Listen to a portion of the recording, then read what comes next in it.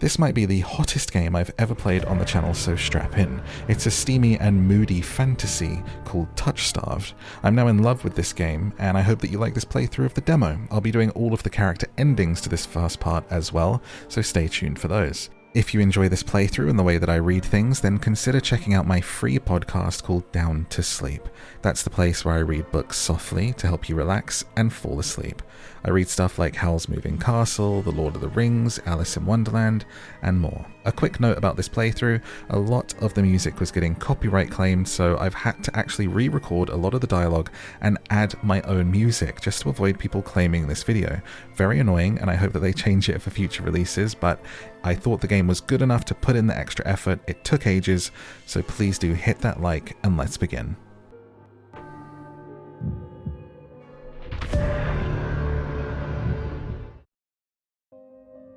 This world began to unravel long before you were born. It began with fogfall. Spectral mist bled from the seams where reality wore so thin it split. And from that fog emerged monsters, inhuman beings with unnatural powers. Some possessed language and intellect. Others were mindless beasts driven by little more than the desire to slaughter. As cities fell and unrest spread, humans united in their fear while monsters thrived in the chaos. And then, there's you. You're not even sure if you're human.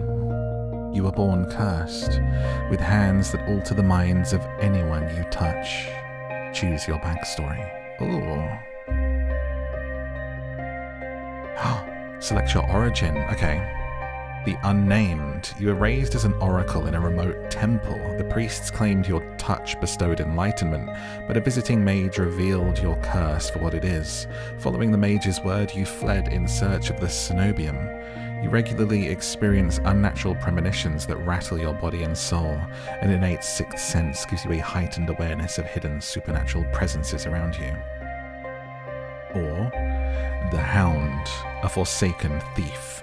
You were raised by society's outcasts, criminals who accepted you when nobody else would.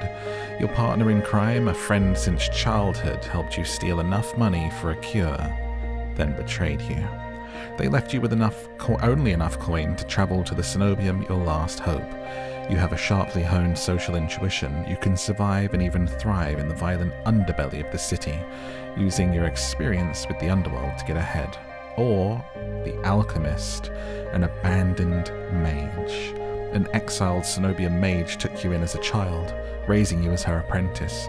She seemed to take pity on your curse, but you discovered that she was cultivating you as a test subject. You fled to the Senobium, seeking a cure. You are an experienced spellcaster with encyclopedic knowledge of alchemy, spellcraft, and history. With a little observation, you can identify the subtle effect of magic. Ooh, what to pick?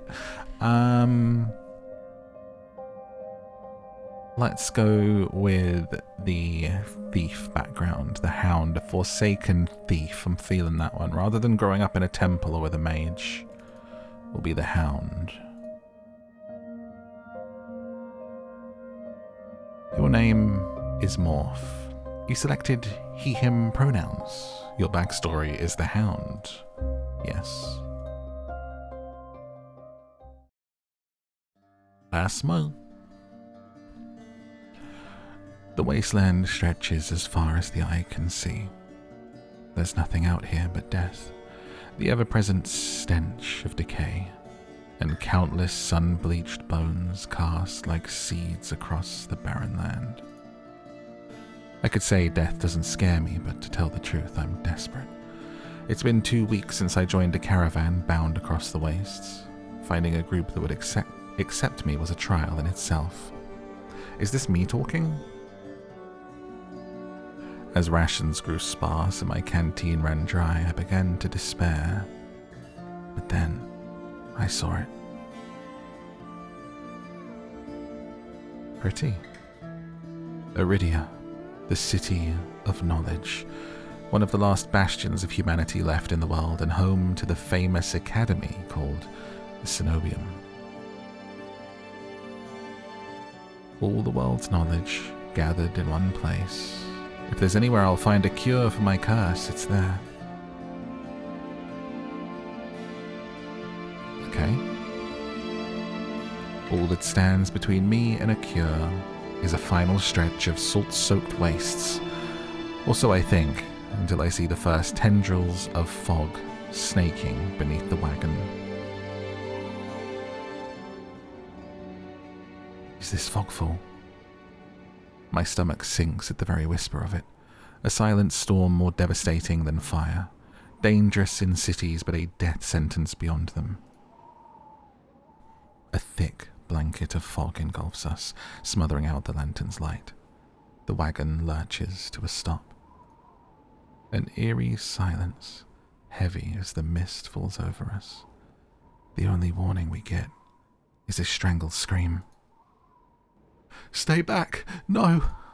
The cry dissolves into wet gurgling. Oh. The wagon violently pitches to the side. I hit the ground hard, the air punched from my lungs. When I open my eyes, adrenaline lends sudden, awful clarity to the carnage around me. The trader I once shared bread with lays face down in the mud, their back reduced to long strings of torn muscle, gleaming gristle and exposed bone. Bodies litter the wasteland. I try to rise, but my ankle explodes with pain so blinding white blooms across my vision. Only when my eyes adjust do I see the dark shape in front of me.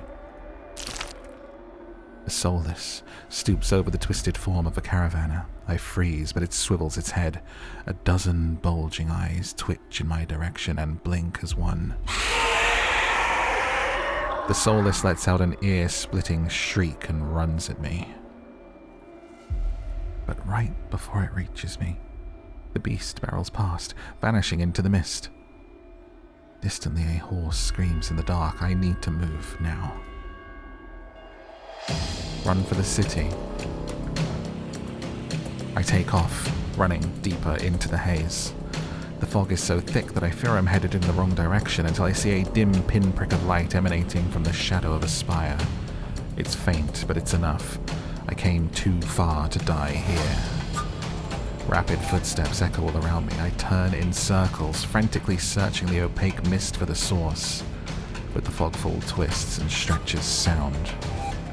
Suddenly, the caravan's driver bursts forth from the fog. Our eyes meet too late. He slams into me, knocking me to the ground, and slips in a patch of mud. The soulless falls on him as soon as he slows. It catches the driver by his throat and rakes his stomach with razor-sharp claws. He comes apart like wet paper, spilling intestines and viscera in the steaming tide. Fighting the urge to heave, I claw frantically through the slippery muck for a handhold.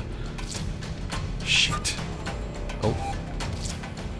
My hand catches on the jagged edge of a rib jutting up from the water. Bandages unfurl around the gouge torn deep into my palm. The pain's quickly forgotten when a hand closes around my wrist. Can you stand? One of the travelers from the caravan leans over me. We need to run. They reach for my hand, and I realize too late that my bandages have come undone. No, don't touch me. The sensation of their thumb brushing the back of my hand sends a shiver down my spine. My curse. All it takes is one touch, and in the space of a breath, my curse takes hold. Their lips peel back into a deranged grin.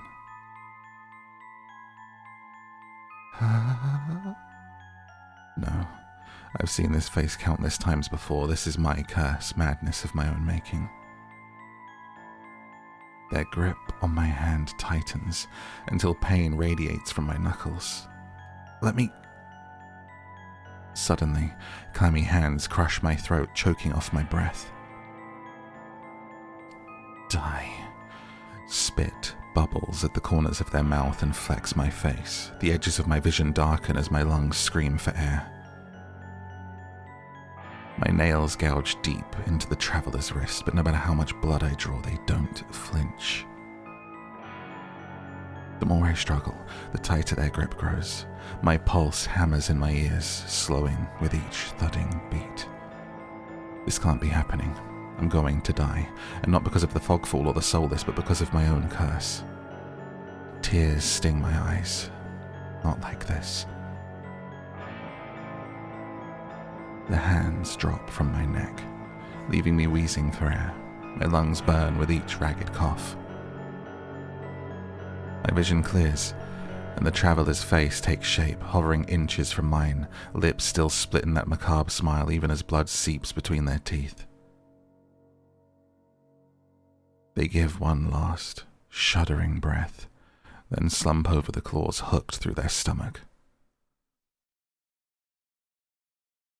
The soulless shoves the body aside, and the glowing eyes, studding its leathery skin, thin as though grinning. There's a flash of claws. Red spills across my vision.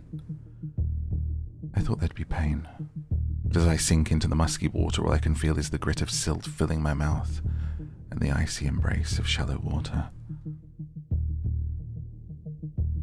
Distantly, I notice an arm resting among an outcrop of reeds. Mine, neatly severed at the elbow. It should have taken both arms. Without them, maybe I could have survived. Maybe I could have had a home. Instead, I'll die cold, alone, and face down in a desolate wasteland. A fitting end for a monstrosity like me.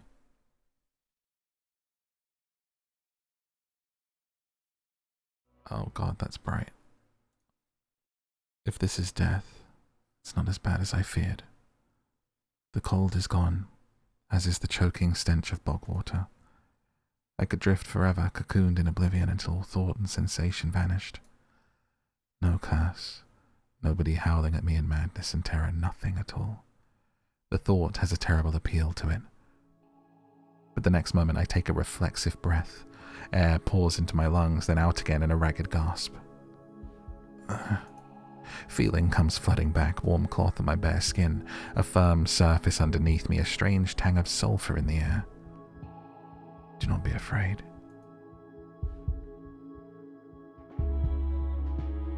I twist my head toward the voice. Tears flood my blurry vision at the bright glow of lamplight. Try not to move. The voice is calm, steady, and commanding, but more importantly, it's a stranger's voice. One thought cuts through my mental fog. I have no idea who this is, and I'm completely at their mercy. Stay away from me. My words come out in little more than a creaky whisper. Sorry. Stay away from me. I clamp my mouth shut, hating how weak and helpless I sound. No. No. Who the hell is this? Sit up. Lie down. I've been through a lot. I let myself slump back against the thin pillow, wincing when the motion jolts my head. A cooperative patient. Thank you. The words swim in one ear and out the other without much comprehension. I pull the sheet up higher, wiping my eyes until my vision clears. The stranger towers over my prone form. Warm light reflects off his pristine medical coat. I mean, as doctors go. I instinctively shrink back, and that's when I notice that I'm completely naked, except for a thin linen sheet. Naked, lying on a low cot with a pair of sharp golden eyes watching my every move. The man's gaze flickers to my exposed, unbandaged hands. I plunge my hands under the sheet to hide them from sight, though it's too late. He must have noticed what they look like. Strange, cursed, inhuman. I brace myself for his inevitable suspicion and disgust, but his expression doesn't even flicker from that courteous smile. He just watches in placid silence as I struggle to make sense of my surroundings. Where am I? Who are you? Be calm. You are safe here. Whoever this is, he clearly has no idea who or what I am. I've never been safe anywhere, with anyone. The only people I ever trusted betrayed me for a fat purse of coin. I scowl, pulling the sheet protectively around myself. Where are my clothes? The man's golden eyes narrow slightly. A sharp sigh rustles the papers in his hands. I see you are not to be dissuaded. Your clothes were torn to shreds when I found you, but I procured replacements. With a soft creak, he stands from his chair, giving me a better view of my surroundings. I seem to be in some sort of medical clinic. Bottles of silvery alchemical concoctions line the counters in neat rows. The air makes my nose twitch, a faint whiff of smoke, and something distinctly metallic that I can't quite place. The doctor produces a large, dense bundle of cloth, which he sets at the foot of my cot. He's easily a head taller than most, and I have to crane my neck to look at him. Because I'm going to get dressed? Could you step out, please? I lift my head, looking defiantly into those golden eyes. Could you step out first? I'm not getting dressed with you standing there. To my surprise, the man's mouth quirks. I was not planning on watching. Still smiling to himself, he disappears through a narrow door. I hear a soft click as the lock turns behind him. I count to 3 in the sudden silence. When I don't hear any more footsteps, I reach for the bundle of clothes. An itch on my elbow stops me short. I reach down absently to rub it, then freeze when my fingers meet a neat line of stitches. I know what I saw. That beast took my arm clean off, and yet my arm shows no sign of injury apart from the black stitches poking through my skin. I gingerly flex my fingers, feeling my heart race at the sensation. This is impossible. I should be dead, or at the very least gasping out my last breaths. I squeeze my eyes shut, waiting for the pleasant dream to unravel, to wake up bleeding out in the swamp. But nothing happens. The seconds tick by, and my arm remains resolutely healed, my surroundings pristine and quiet. In numb disbelief, I reach for the replacement clothes and begin stiffly pulling them on. They're thicker and warmer than mine were, with a black woolen cloak to go with them, but there's one thing still missing: my bandages. The golden-eyed man didn't leave me with any, even though I know he saw my hands. I slide off the bed and take a few unsteady steps towards one of the drawers. If this is indeed a doctor's clinic, there must be bandages somewhere. I start opening drawers at random, and of course that's when the door swings open once more. Are you looking for something? I whirl around, clutching a thick roll of clean bandages. I try to step back from him, but my legs bump up against the edge of the cot. Your caution's understandable, though if I meant you any harm, you would know. That doesn't make me feel better in the slightest, but he makes no move toward me. I quickly wind the bandages around my hands. The glowing scars and mottled skin disappear under a layer of clean white cotton. May I ask why you need additional bandages? I clench my jaw. I knew it would only be a matter of time before he asked about my hands, though the way that he does it is strangely roundabout. Glare at him. I fix him with a dead-eyed glare, the one that used to send my fellow thieves into shuddering silence. He doesn't even blink, meeting my eyes serenely as I finish tying my bandages. I am not easily intimidated. I hastily break eye contact, but he says nothing more. At least he doesn't seem angry.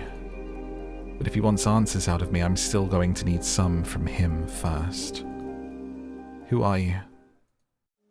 You may call me Kuras. And where exactly am I? Eridia, which I assume was your caravan's destination. I can think of nowhere else for a group of travellers to go. Eridia. So I made it to the City of Knowledge after all. I should feel relieved, but all I can manage is a vague sense of increasing unease. How did I end up here? I brought you to my clinic, of course. You were the only survivor from the caravan, barely clinging to life. You needed immediate treatment. Which you provided? Yes. He says it so simply, as if I'm a small child and he's explaining basic addition to me. I frown and flex the fingers on my recently healed arm. Aside from being a bit stiff, it feels fine, thoroughly attached to me. You're saying that you stitched my arm back on? Pardon? A soulless attacked the caravan. It ripped everyone to shreds. It tore my arm clean off. But when I woke up here, I trail off bewildered. I've never heard of any magic that could heal a mortal wound like that. What kind of person could do such a thing?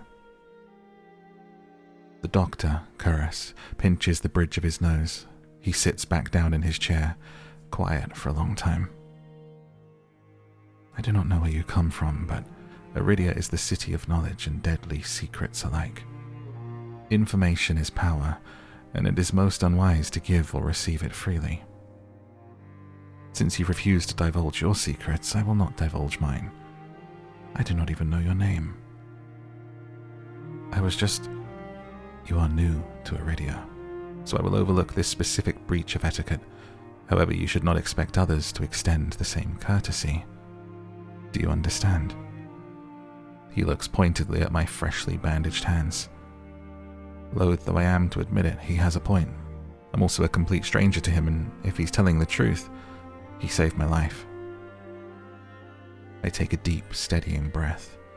This time when I speak, I sound a bit more like myself. Morph. My name is Morph. It is a pleasure to meet you, Morph. There's a little more warmth in his smile, his polite demeanor back in an instant.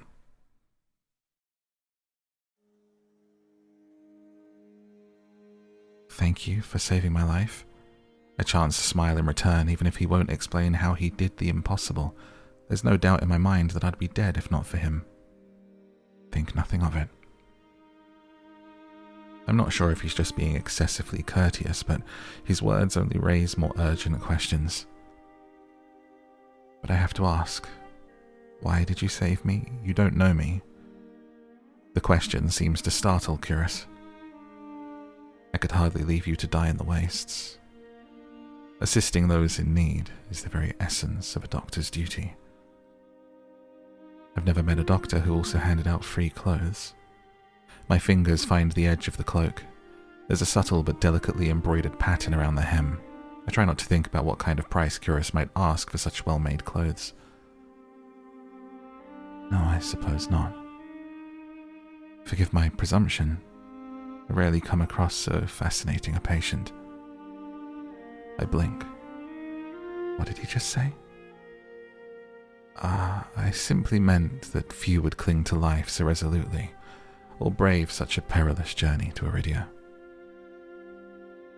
I could not help being curious about you. His voice dips to a soft murmur, and he abruptly looks away from me.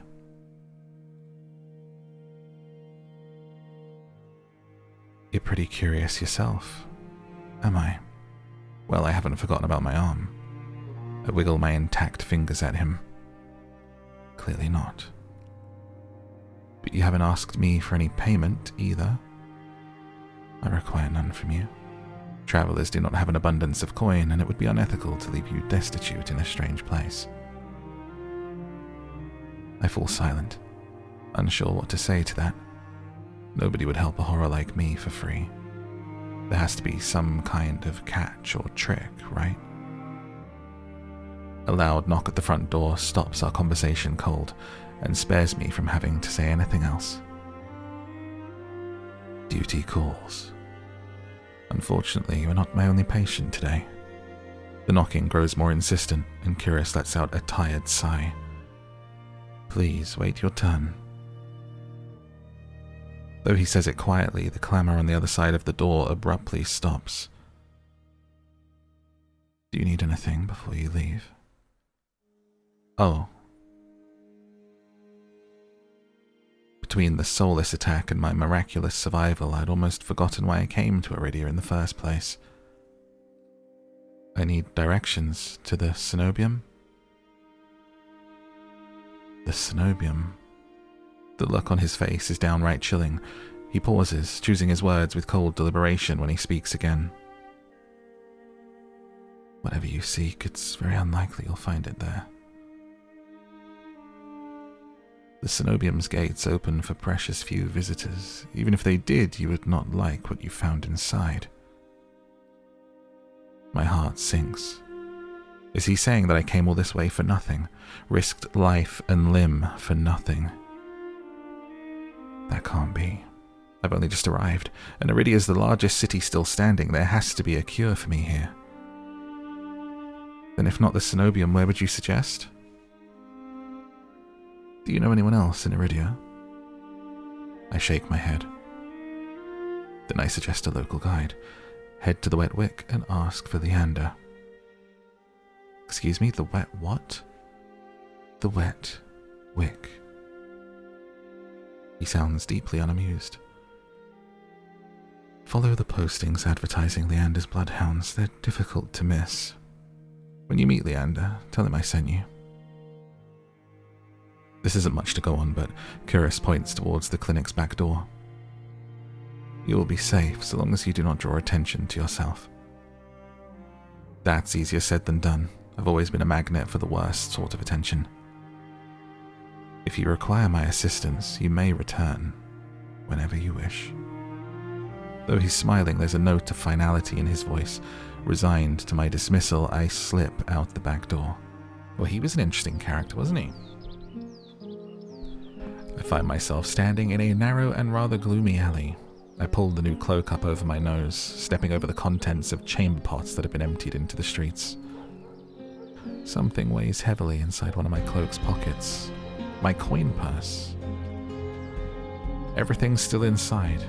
Every last coin I'd scraped together for the journey to Eridia. It doesn't even look like it was opened. There were so few coins to begin with, they probably weren't worth stealing. I glance back at the clinic's closed doors. Kuras didn't take any payment, he didn't even ask for a future favor. But he also said that in Eridia, secrets are power. Does he expect me to give up mine at some point? It's not exactly a comforting thought. Still, no matter why he did it, Kuras gave me a second chance and lead on where I might find help. I'd better get going before he changes his mind. I squeeze out of the alley and into the crowded main street. The line outside Kuras' clinic stretches down the road already. 2 thin peddlers queue alongside weathered elders. If any place is in desperate need of a free clinic, it's this one. The cobblestones are treacherously rough under my feet, deep grooves worn between them by regular flooding and decades of hard use. I knew Eridia was a river city, but I didn't expect it to look so eroded. The buildings are tired and dilapidated, all crammed together in narrow streets. A child darts by, clutching something greasy wrapped in paper. The smell of fried food drifts over to me. My stomach gives a faint gurgle. I mean, when you're out and about, the smell of like fresh fried food, like fresh donuts or freshly cooking anything, so good. This morning's catch, fried up hot and fresh, not too many eyeballs today. That sounds disgusting, but I'm starving, so I duck my head under the stool's grubby awning. A large fish leers up at me, its 3 bulging eyes still visible through the thick layer of crispy batter. The vendor gives me a gap-toothed grin. What's the cheapest thing you've got? The vendor points at a metal basket of what looks like long strips of savoury fried dough. Fresh long, lads, 3 copper apiece, don't burn your mouth. I take the coins out, counting them gingerly. At this rate, I might not even be able to afford dinner. Reluctantly, I drop the payment on the counter and take my meal. 2 streets later, I pass under a wrought iron archway, adorned with dangling garlands of red and pink lilies. The buildings in this quarter are a dizzying riot of colour, painted walls and tinted glass everywhere I look. Sheer red and pink curtains flutter in open doorways. Musical voices call out invitingly. Incense mingles with the pungent scent of flowers, barely covering the salt and musk of warm bodies. This must be Eridia's entertainment district. I'm polishing off my food and dusting the crumbs from my hands when I spot a poster. It features the silhouette of a smiling man wearing a single dagger-like earring and the word Bloodhounds printed above his head. A motto, as above so below, circles the artwork. If Leander is the leader of the Bloodhounds, then the face printed on the poster is likely his.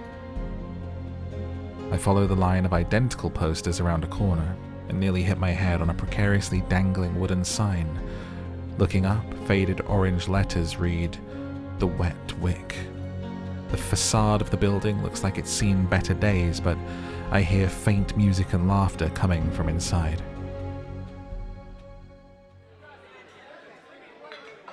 Hubbub, hubbub, hubbub. Those drinks look so refreshing. Oh, I'm so thirsty. The inside of the bar is a far cry from the abandoned exterior. It's not even midday, yet most of the tables and booths are occupied by a loose assembly of people in matching green cloaks.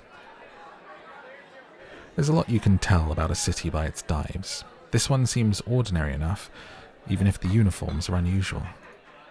A cursory glance doesn't turn up anyone with dagger-shaped earring. I'm about to head towards the counter when a chant rises from the center of the room. Show, show, show. The remaining green cloaks abandon the bar, their booths to rush towards the center of the room in a sudden torrent. What kind of show is it going to be? There's no time to move out of the way. I'm caught, swept along in the ale-stenched current. Hey! Rhythmic chanting drowns out my voice. I thrash, throwing out my elbows as the press of bodies grows heavier. My hip knocks into a table. I grip it, holding on tight to steady myself. The crowd has stilled. The chanting stopped. A pair of gilded boots stride across the tabletop. Seriously, you dogs? Again? Scattered laughter and cheers rise from the audience. I drag my eyes upwards. A well-dressed man stands on the table in front of me, his broad shoulders framed by the thick lapels of a trench coat. This really is the last time, all right? This time when he speaks, the audience falls silent, as though bewitched by his magnetic presence or rich, low voice. But nothing is as captivating as his smile. He beams at the crowd around him, a performer on his makeshift stage. Don't blink, or you'll miss it. He laughs, and the dagger-shaped earring dangling from his left ear catches the light in a flash of gold. It would seem I found Leander. He raises his hand above the audience and snaps. A flash of pale green light. Real magic, no ordinary stage trick blinds me. As the brilliance ebbs, my gaze refocuses on the mage towering above me. I'm surprised there was no sound effect. I'll have my own. Meow. He flicks his wrists and the magic spiraling around him coalesces. I love the word coalesce. Words that end in S. I like acquiesce as well. Or acquiesced. A delicate flower stem sprouts from between his pinched fingers. One by one, glowing lily petals spring forth. With a flourish, the mage presents the conjured flowers. The audience bursts into clapping and cheers. A genuine magic show was the last thing I expected from a place called the Wet Wick. Leander plucks the iridescent bouquet out of the air and turns, in a slow circle, giving his audience a good look. Now, who could use some good luck? Eager onlookers scoot closer to the table. Some reach for the lilies while others whistle and call Leander's name. His cool green eyes slide right over them, looking on me instead. How about you? My chest tightens. Every person gathered turns to stare at me. I'll take them. I reach out, all too aware of the way my fingers tremble as I carefully take the flowers from him. There's no weight to them, only a faint warmth that radiates from the stems. As soon as the flowers leave Leander's hand, their light dims, they fade away in a shower of opalescent light. To my surprise, Leander laughs under his breath.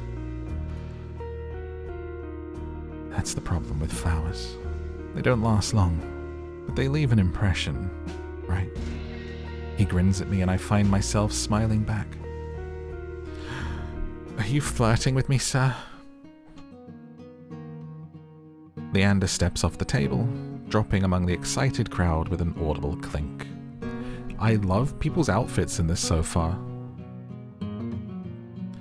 Alright, Bloodhounds, get back to your drinks. Show's over. The green cloaks disperse at his command, returning to their tables and booths. Before I can make my way towards Leander, his eyes find me.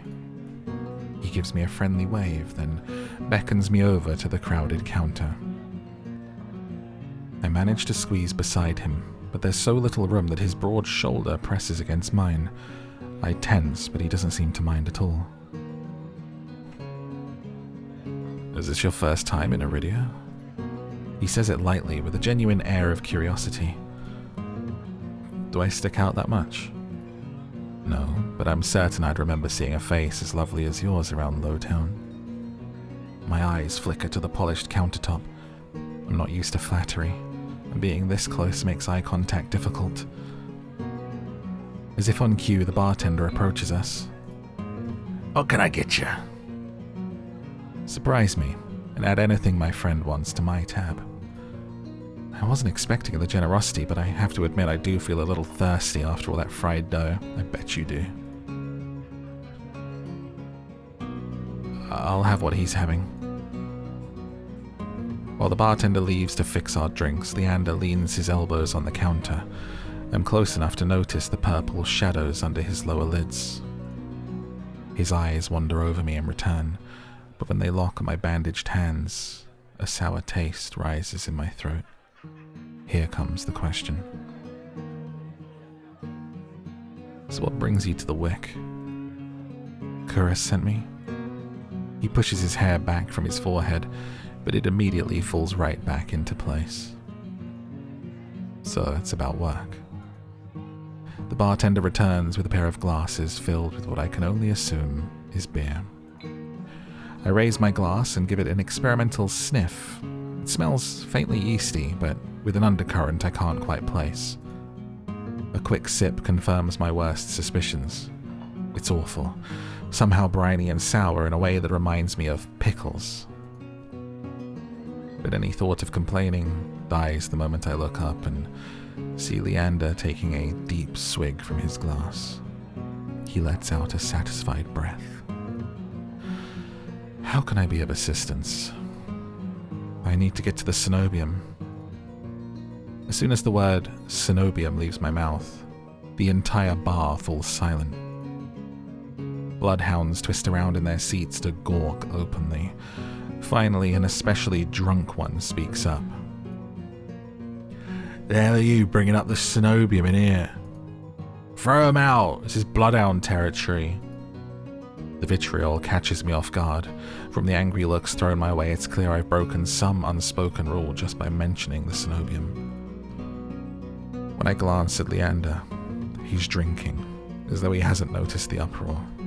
Only when he catches me looking does he lower his glass. For the love of... He drags a hand down his face. Hey, keep it down, will you? This is business. I tense, expecting an argument. but the outspoken Bloodhounds silently returned to their drinks. Only a handful continue to watch me warily. Sorry about them. Senobium's a bit of a touchy subject in these parts. Mix in enough drinks and, well, you saw. How about we continue this outside? When I give him a terse nod, he pushes away from the bar counter.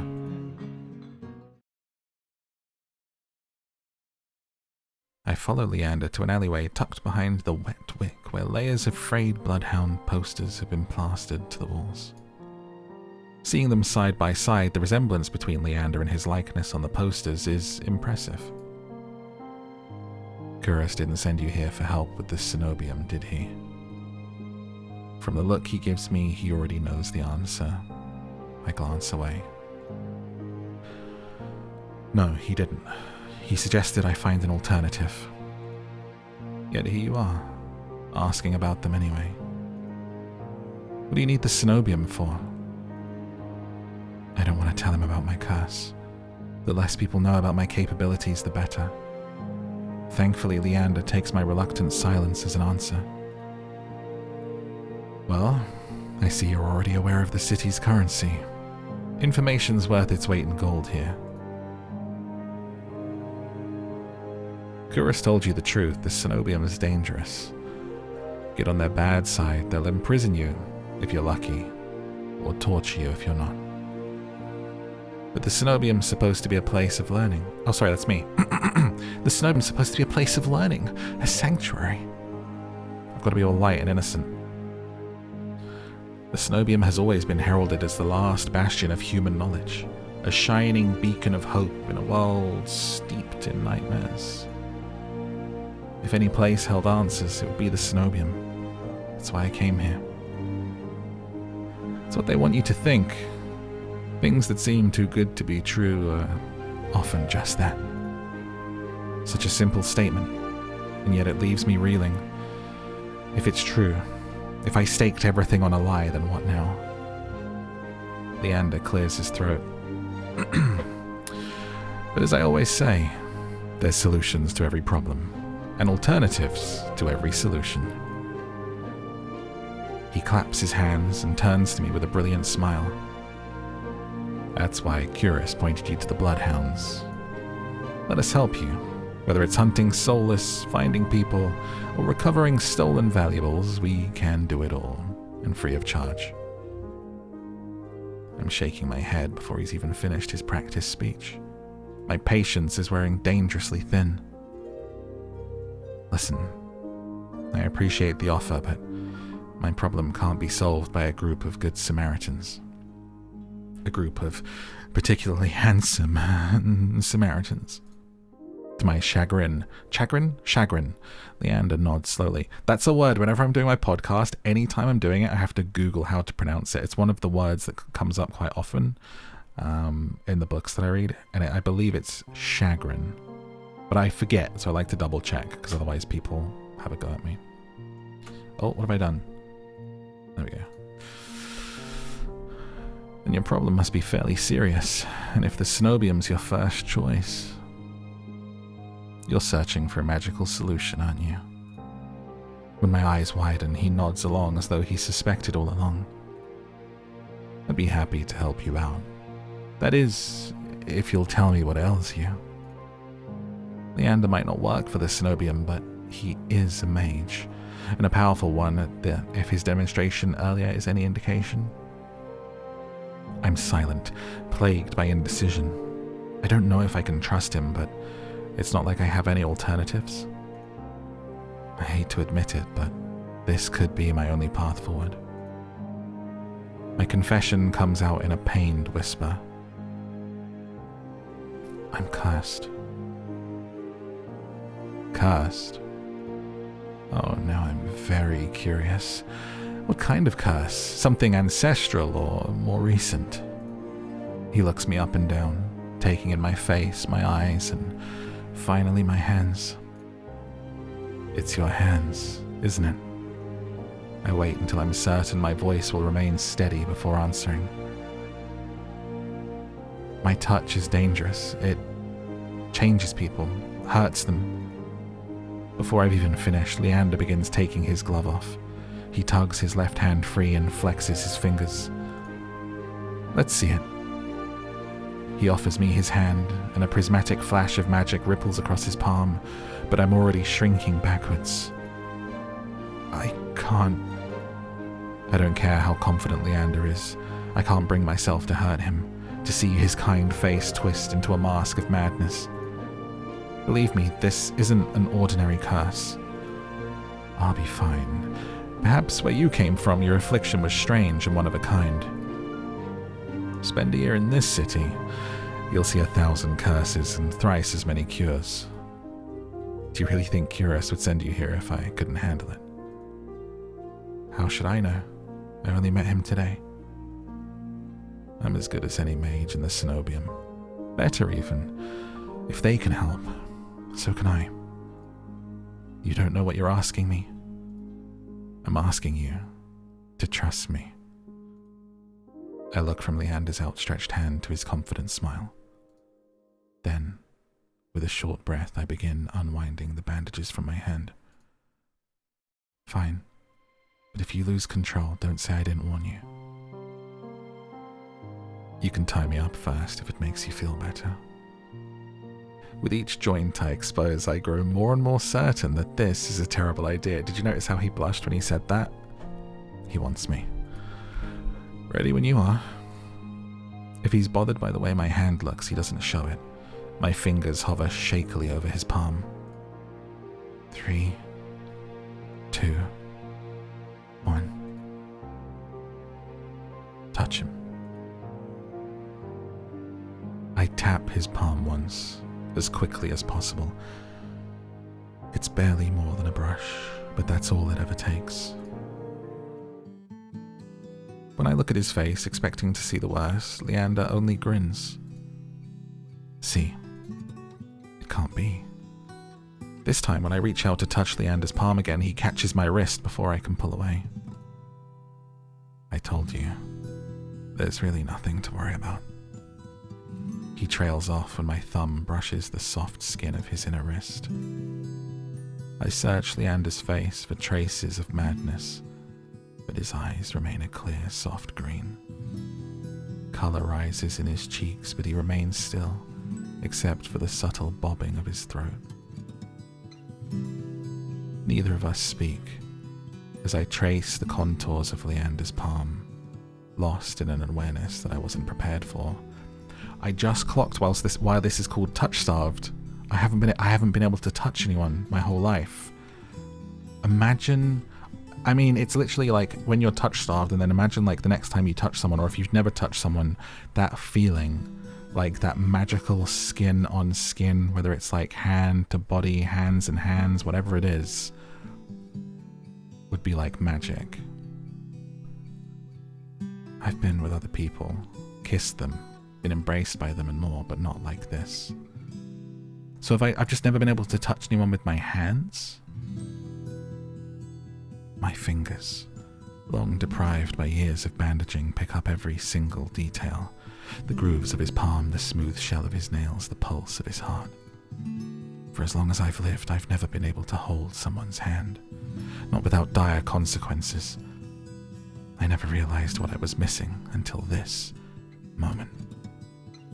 While Leander's pulse is steady, mine is hammering as fear gives way to excitement. Keep touching him. My hand glides over Leander's wrist and up his forearm, where smooth skin abruptly gives way to the raised scar by the edge of his sleeve. It matches the one that runs from his collar to cheekbone. Could it be the same wound? I glance at Leander's face, and his lips part as he considers his words before speaking. Am I the first person you've been able to touch like this? My hand goes still on his arm. So far. I'll admit, your touch does make it somewhat difficult to stay level-headed, but not due to your power. He takes my hand. His soft green eyes flick to mine before he turns it to inspect the golden fissures crisscrossing my knuckles. Look, We match. He points at a golden pin on his coat collar, and I give him a small smile. I draw my hand back and take a steadying breath. My head feels as though it's stuffed with cotton. Habit alone guides me through the motions of rewrapping my hand, although my fingers tremble too much for the bandages to lie flat. I can't believe that worked. May I ask your name? I'm Morph. You're right to hide this from me, Morph. That curse of yours, it's unlike anything I've ever dealt with. I can tell you're discreet, but you'd best not go showing that off to anyone else. I didn't plan on it. You staying in Lowtown? I pause. Room and board was something I hadn't yet considered. I don't know. Let's get you properly settled then. Can I stay with you? The Wet Wick is noticeably quieter. Without their leader, most of the Bloodhounds have dispersed, or in few cases, fallen asleep beside their drinks. Got any rooms left, or did my lot grab them all to sleep it off? The bartender, who I now realize doubles as an innkeeper, slides a key onto the counter.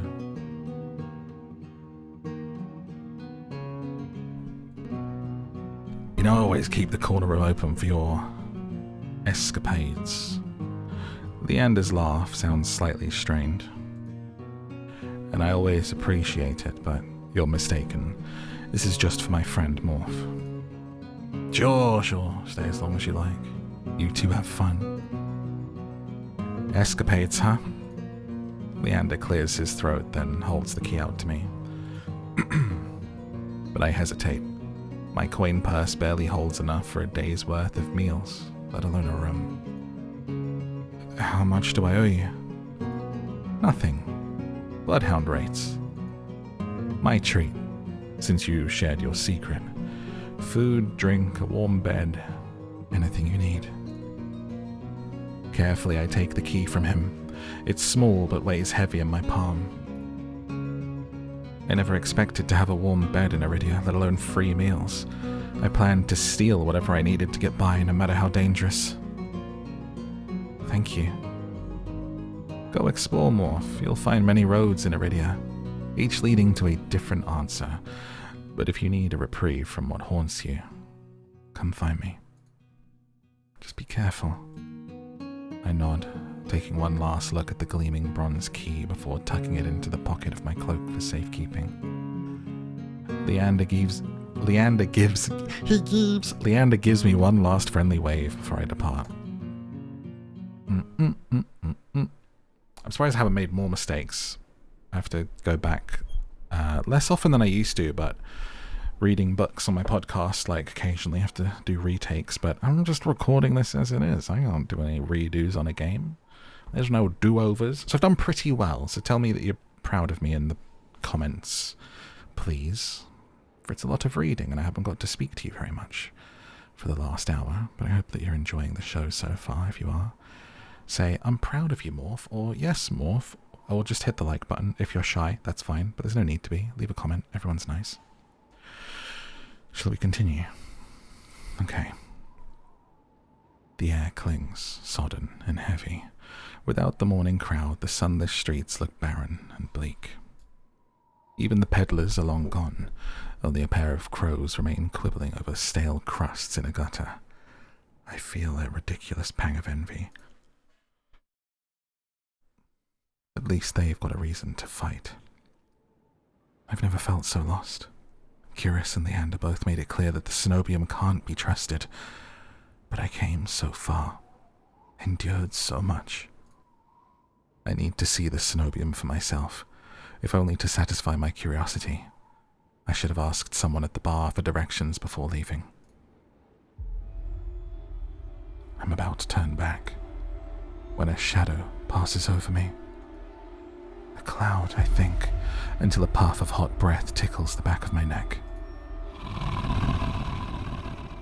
The shadow runs down the street in rivulets. Formless, dark spreads like ink into blotted shapes, claws stretch, a muzzle split open to reveal long, jagged teeth. The growl rumbles so low and deep I feel it. I want to run, to scream, but I feel trapped, as though the slightest movement or a single breath will snap the jaws around me shut.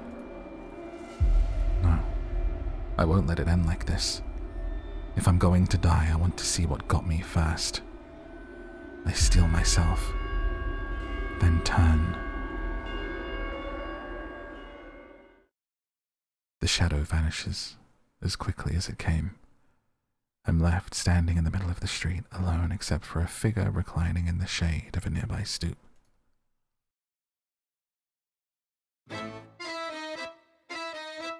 A monster. That much is clear from a glance. One that could nearly be mistaken for human were it not for the tufted ears and the tail curled around his ankle.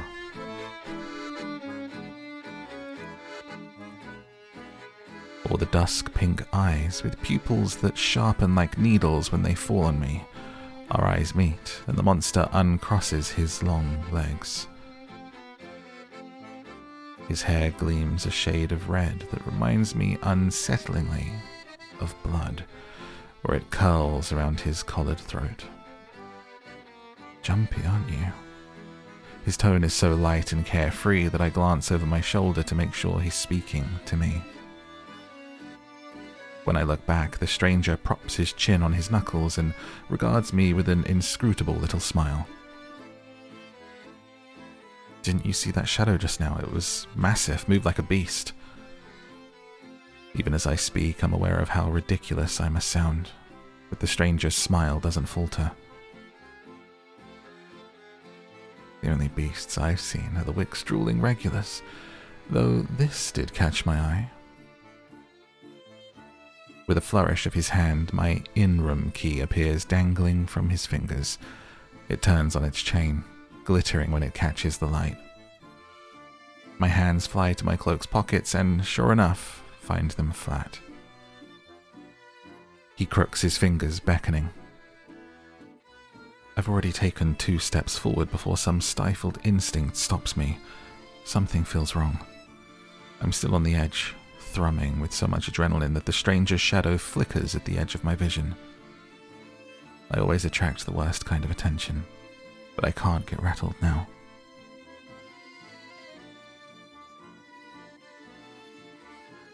How'd you even find it? The key, I mean. What can I say? I'm a sucker for shiny things. He smiles wide enough to reveal pointed canines. I saw you drop it. You really should be more careful. A city like this, somebody might take advantage. A bald-faced lie without a hint of irony. I didn't drop my key, and I didn't sense any magic either. He must have stolen it somehow. I approach the man, careful to keep an arm's length away. He doesn't look dangerous, but the most deadly ones never do.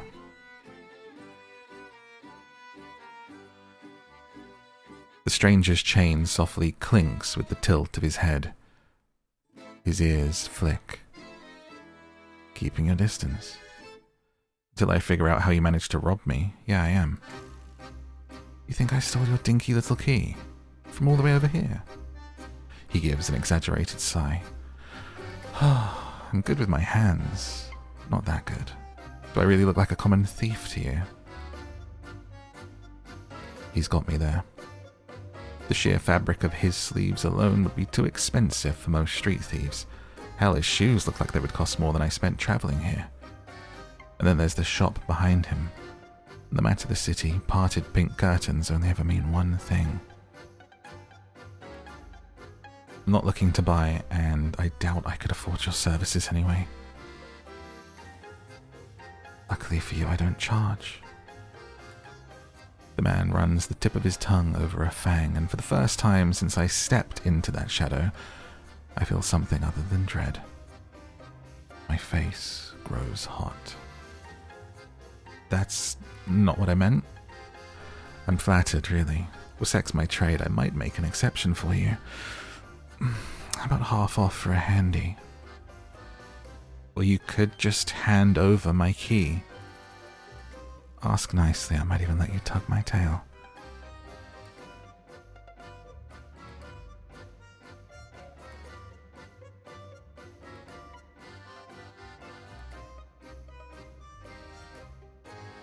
Just throw it here.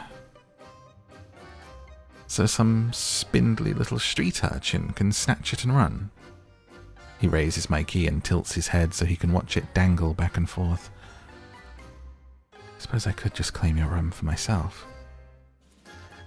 Not that I'd be caught dead slumming in the Wick with the rest of those slack-jawed imbeciles. You're obviously not from around here, so tell me, traveller, what misfortune brought you to this wretched place? His voice practically drips with derision. Not telling you anything. What could possibly have drawn you to this dreary little pig pen, I wonder? He listlessly watches the arc of my keys swinging around his finger. The weather's shit, the food's dreck, and there's entirely too many monsters for a human to feel safe. Unless... Dagger-sharp eyes flick toward me. They gleam with amusement. Unless you're just dying to consort with monsters. By now my embarrassment has worn away, leaving simmering impatience in its place. If this is a shakedown, it's the most frustrating one I've ever experienced. Oh, I'll flirt back. How'd you know that I spent all my money, starved and nearly died in a swamp just so I could crawl into bed with the first thirsty monster I saw? That earns me a burst of breathy laughter. He gazes at me under his dark lashes. Aren't you funny? Could you be any more obvious? I've been told subtlety's not my strength. So, your place or mine? I'd invite you if I had my key. If only I had my key, I might be able to invite you up. His languid gaze glides from me to the key in his hand and back. Come, take my hand and we'll go together. The more he flirts, the more convinced I become that this is some kind of trap. No matter how innocent monsters look, they always have tricks up their sleeves. Something tells me this one's more dangerous than he lets on, even if he has a lovely laugh. I don't know what you want or why you're messing with me, but I'm not coming any closer until I know you aren't going to attack or bite. I won't bite hard, unless you beg me. No matter what I say, he finds a way to twist my words into innuendo. Even when I'm silent, he goes on as though we're having a conversation, not a standoff. Do you like dancing? There's a travelling troupe performance in Hightown tonight. Their lutist is utterly exquisite, truly a performance to die for. There's life in this dreadful place, if you know where to look. You sound like you know the city well. The man's gaze flickers from me to the key dangling from his finger. Naturally, this dump was little more than a miserable little smear when I first arrived. High town, low town. I know Eridia like the back of my hand. What about the Senobium? Do you know where that is? His smile vanishes. Surely you've seen it. That absurdly large tower, looming over the rest. It's a little hard to miss. He must mean that spire I noticed when I first caught sight of Eridia. The Senobium's overrated. Forget about it. I can show you things those stuffy boars in their limp dick tower couldn't even dream of. I've already got plans. Oh, have you some pressing matters at the Senobium? Lunch dates with librarians? Tea time with the most esteemed abbess? It's my business. What's it matter to you? I square my shoulders, and the amusement bleeds out of him. Your loss. The stranger, finally bored of his tedious game, extends his hand towards me. The key rests on his palm, neatly dividing skin and leather. When he makes no other move, I reach for the key, but as soon as my fingers graze smooth brass, his hand springs shut around my elbow. Hey.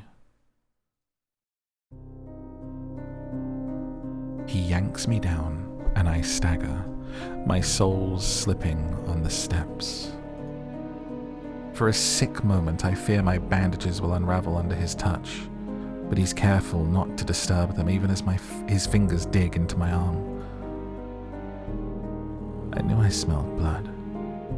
You reek of death in the road. And that fucking doctor. His voice, once silken, lowers to a smoky growl. The shadows around him seethe and boil as he pulls me closer. And something else. He murmurs against my throat, nose grazing my jaw. A girl. I try to twist away, but he doesn't budge. His breath trails down my neck, sending a thrill of dread through me. But just when I fear he'll bite, he takes a deep whiff instead. His wide, flat eyes gleam with naked hunger as he gazes up at me. Not quite human. Not quite monster. Seems we're both... Veer. The stranger's ears flatten and he releases me with a short breath. I yank my arm back, massaging it where his grip left grooves in the bandages. The stranger twists around to watch a woman duck out from the curtains behind him. Her pressed uniform bears the insignias of the Senobium. I leave you for all of what, 10 minutes, and you're making trouble again? Will you quit harassing the tourists? The stranger, Veer I take it, rolls his eyes and flashes the cleric a withering smile. So suspicious. Can't you see this is a friend of mine? A natural liar. He grins at me and his tail swishes minutely. The woman purses her lips at me, clearly unconvinced. I open my mouth to correct him, but Veer cuts in. I was graciously offering my dear friend some free advice. Though his voice remains light and cheerful, his expression darkens. Danger's drawn to you, like a moth to flame. It will always find you, given time. The woman clucks her tongue as though she's heard this recital 102 times. Word of advice?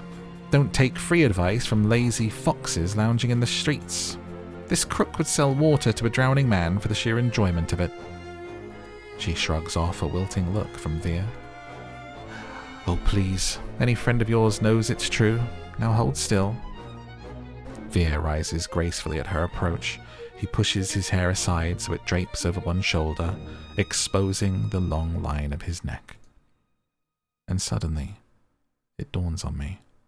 The jingling I heard earlier wasn't coming from the harness attached to his collar, but a leash. A heavy iron chain wound around a hitching post and padlocked to the back of his collar. Veer posed deliberately to hide his leash from me. The woman produces a keyring from her pocket. She rifles through a dozen identical keys before selecting one and slotting it into the lock. Come on, unless your friend's tagging along on our merry little soulless hunt. They're hunting for soulless inside the city. Words momentarily fail me. The woman regards me with a polite, if tight smile before marching down the stairs. Veer lingers. He stretches his arms over his head with a yawn, and I try not to stare at the way his stomach flattens when he arches his back. Your little secret's safe with me. Try not to get yourself killed. Veer hops off the stoop and bounds after the woman. His tail sways merrily as though he hadn't just lied and threatened me. Did you try that thing I mentioned, the Leventian knot? Then that the one where you take 3 fingers and actually don't tell me. Knowing you, it's disgusting. Veer's airy laughter echoes down the street. It's only after he and the cleric have vanished from sight that I realize I'm still missing something. Wait! Reflexively, I shove my hands into my pockets and find it, the room key. I ease the key from my pocket and smooth my thumb over its teeth as I try to recall a touch, a tell, or any hint of Veer's sleight of hand. But I can't figure out how he did it. All I know for certain is that the Senobium saw fit to leash him, a fate I could share. if that's what his vague warning meant. I let my eyes drift skyward, past the lanterns gently swaying in the breeze to the Senobium, faintly visible through the haze. Just one glimpse is all I need. Then I can put this all behind me. This time, the key goes into my coin purse for safekeeping. So we've met 3 characters. The Doctor, Leander, and Veer. Who's your favourite so far? Who's your favourite? Who would you be flirting with? It's easy enough to follow the sluggish river that splits Eridia in two. A colossal bridge arches over the dark water below. I cross as quickly as I can, climbing ever uphill toward the distant tower. I feel like the writing's been really good in this. We've done a few visual novels on the channel. I feel like this is one of the best ones so far. Just from its writing, I'm really liking it. I like the vibe.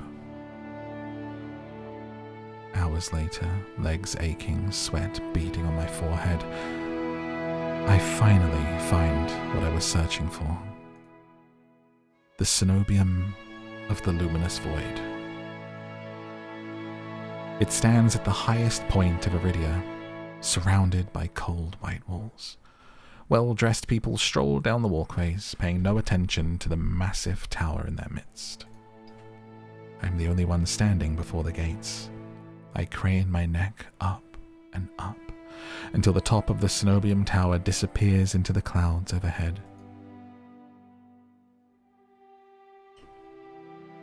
I frown up at the gates, wondering what horrible traps they might contain. Despite their delicate beauty, there must be more to them than meets the eye, like a transformer. Knocking seems like a terrible idea, but I don't see any other way of making my presence known. I'm halfway up the steps when something moves in my peripheral vision. A shadowy figure crouches beneath one of the white walls. They reach out and tug on a vine as if testing its strength. "Oi, you there!" The shadow vanishes as quickly as I spotted it, and a gaunt-faced man in a crisp charcoal uniform marches up the step toward me. "Ah, another tourist. Get out of here once you're done gawking." A dismissive wave accompanies his equally dismissive words. He turns on his heel without even waiting for an answer from me. I look back at where I saw the intruder, but there's nothing. Just the leaves, blowing gently in a cool breeze.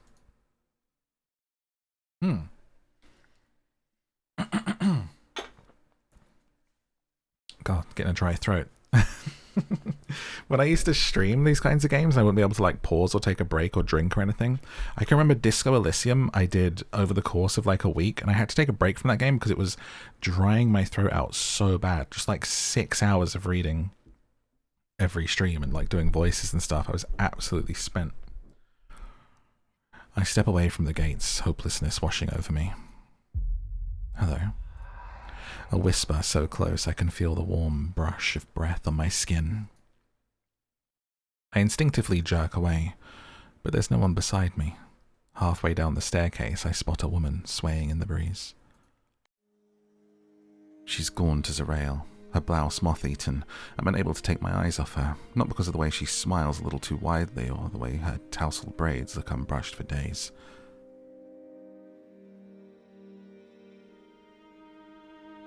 But because her eyes shine a vibrant, unnatural crimson, I'm both entranced and unsettled by their subtle glow.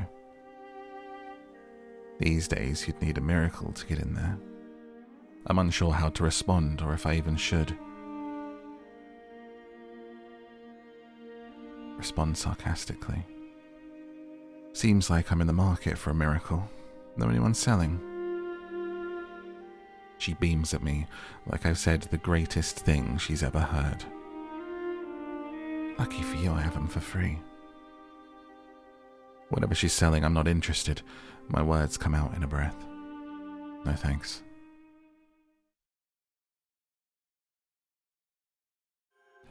I start down the stairs, but she abruptly steps into my path.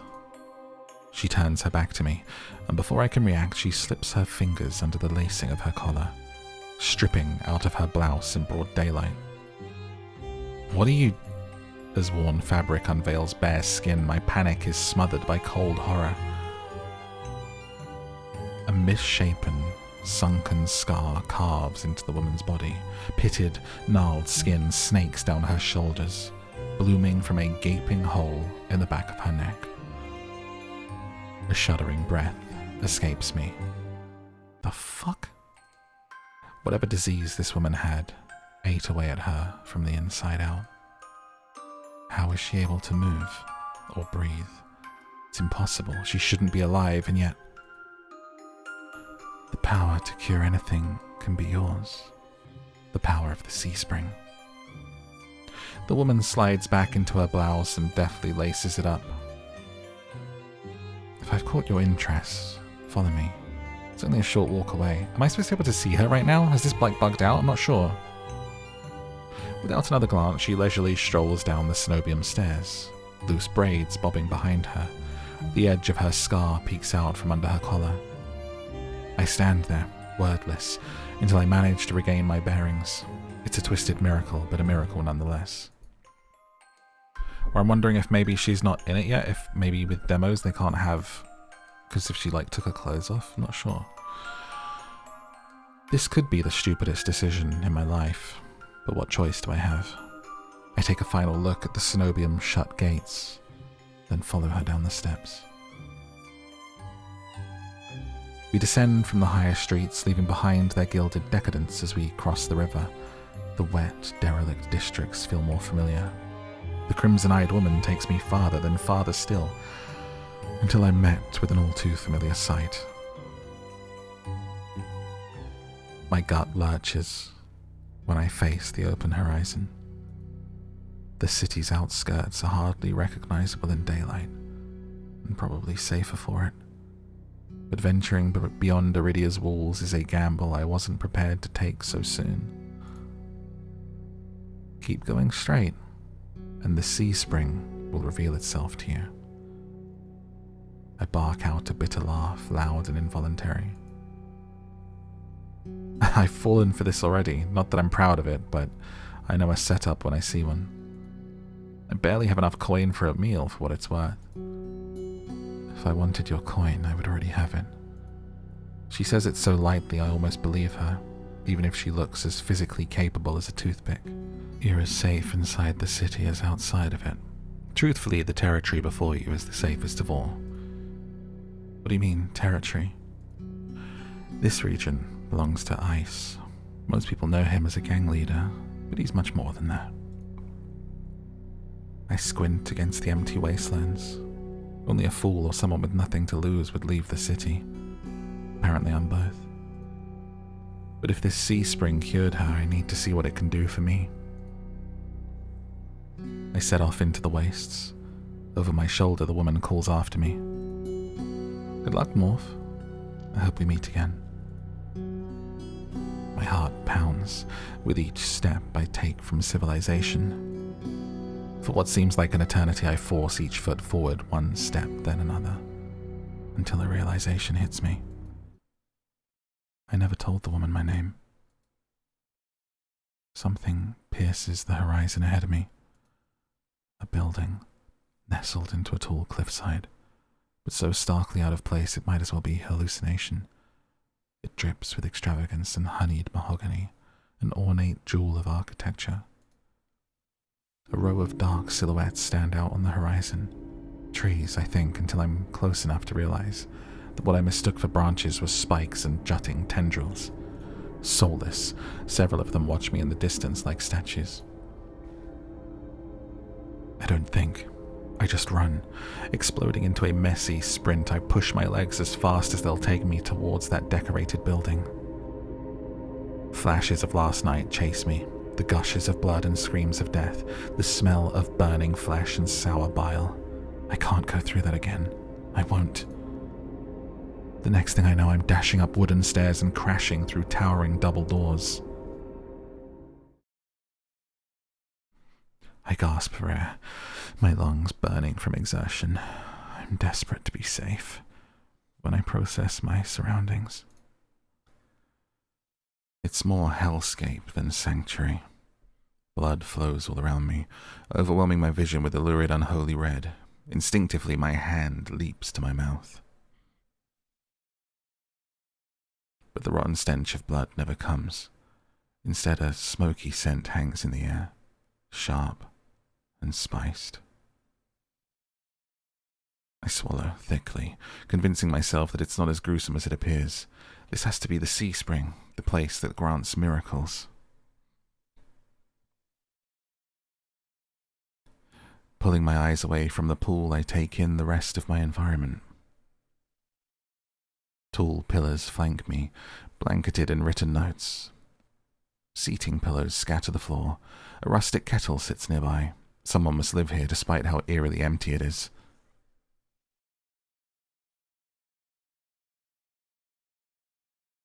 I call out.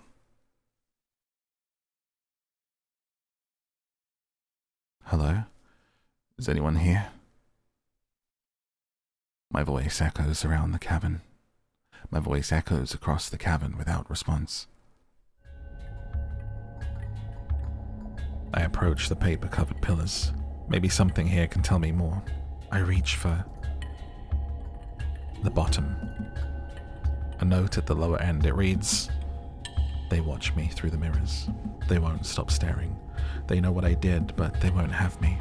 I'm safe now. I'm safe now. I'm safe now." The writing deteriorates into unintelligible scrawl. Before I can ponder it further, a sharp chill runs down my spine. Something's watching me. I quickly set the note back, my eyes darting around the wooden deck, but it's still empty, vacant. Finally, I look towards the sea spring.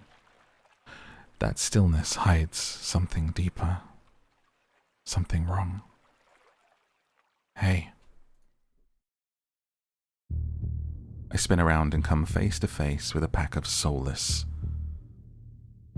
They chitter and growl, tendrils and spikes flaring threateningly, all different sizes and species but sharing one identical trait: glowing crimson eyes. I try to back away, but my heel teeters over the sea spring. I'm cornered. Watch your step. It's deeper than it looks. That voice again. At the sound of it, the soulless freeze, their snarls quieting. I search for the voice's source and find it above me, lounging in the rafters. You look lost, little sparrow.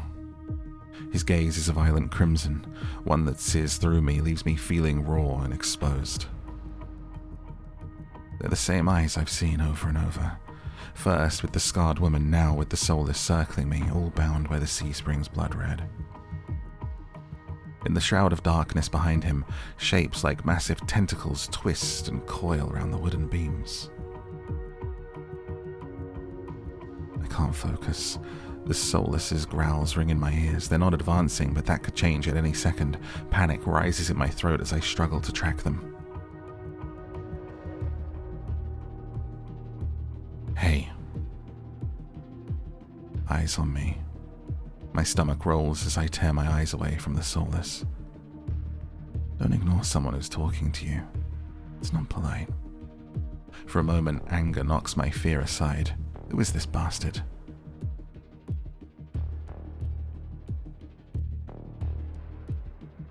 I'm kinda distracted by the soulless about to maul me. Only on my command. I scan the soulless again. They really aren't attacking, posturing more than anything else. You tamed them? Power of the sea spring. They're hungry, so they might bite. You could give me a reason to stop them. How about I didn't do anything wrong? Trespassing. And that's punishable by death? He gives a non-committal shrug. I called out earlier to see if anyone was here. Were we supposed to play hide and seek? Didn't hear you. My voice stops in my throat. This man's terse coolness is both infuriating and terrifying. I rack my brain for a way to defuse the situation. Tell me what you want. I'm not in the mood for games. hands. Alarms jolt through me. I hide my hands under my cloak. Show me. Why? Won't ask twice. With a sharp huff, I reluctantly hold out my bandaged hands. Are you getting off on this? Unwrap them. Heat rushes to my face and fire to my tongue. I should give him a piece of my mind, but not when his soulless are one command from ripping me to shreds. Yet no matter how much I will myself to move, my body is frozen in place. I stand there for a long, agonizing minute. My hands are trembling when I finally raise them. I know the skin beneath the wrappings all too well, the hideous, unnatural flesh I've grown to despise. I grip the edge of the bandages. Stop. With a weary sigh, the man slides off the beam and lands with a thud that shakes the panels underfoot. He's a monster, with an imposing figure that towers over me. I couldn't tell how tall he was before, but he's big. Illuminated by lantern light, his features are stronger, sharper. Subtle clinks of metal accompany each of his footsteps. The closer he gets to me, the faster my heart hitches. What does he want? Is he going to kill me? I step backwards and find nothing to set my foot on. I had forgotten my back was to the sea spring.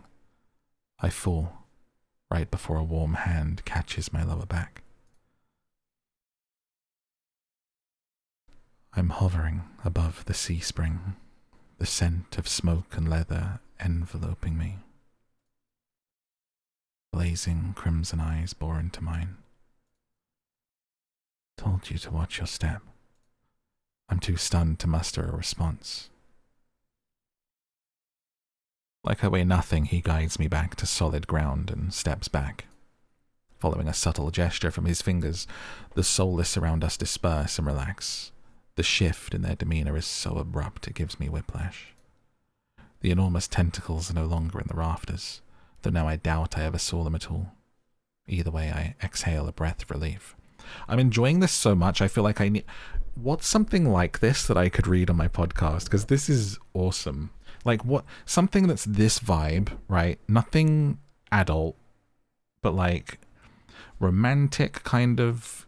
There's got to be stuff like this, right? Like, what's the popular ones that are like this vibe of stuff? I've done Twilight. I've been doing Twilight. I'm about to start Eclipse on it. But if you know any books that are like this, let me know in a comment, and maybe I'll read them, because I'm enjoying this, and I really enjoyed Twilight. I kind of like the romantic stuff, to be honest. Stuff that's not like adult, though. If you don't know, the podcast is Down to Sleep, and it's on YouTube and everywhere you get podcasts. So if you want to hear me read those books, you can. But I would love to read something like this. It's so fun. I like the vibe. Anyway, now back to our previously scheduled transmission. The enormous tentacles are no longer in the rafters. Now I doubt I ever saw them at all. Either way, I exhale a breath of relief. Ah, thanks. As focused on me as he was before ghost's mode. My skin prickles. The feeling of being watched washes over me again. My eyes dart back over to the sea spring. A lone ripple dances on the quiet surface. I take Ice's advice and clamp my mouth shut. Ice approaches a nearby. Outside, more crimson-eyed soulless scuttle about. It's hard to believe it's the same threatening pack from before. They chase each other in circles, roll around in the bog's mud. They pay no attention to me, as the dog-like one escorts me away. It's an uneventful trip. Sometimes the soulless looks over its shoulder at me to make sure I'm still following.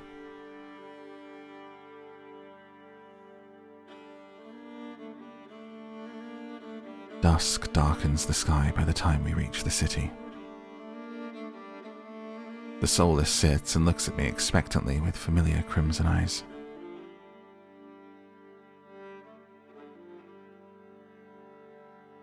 As nervous as I am, I carefully glide my fingers through the soulless's tendrils and scratch beneath its chin, just like Ice had. It pushes into my palm in response, rumbling with a sound akin to a purr. The vibrations are soothing, almost healing my fatigue. When it's satisfied, the soulless spins around and scampers back in the direction we came, vanishing into the darkness. It's barely my first day in Eridia, and I've already encountered so many things I thought were impossible, tamed soulless being one of them. My head spins. Maybe I should call it a day.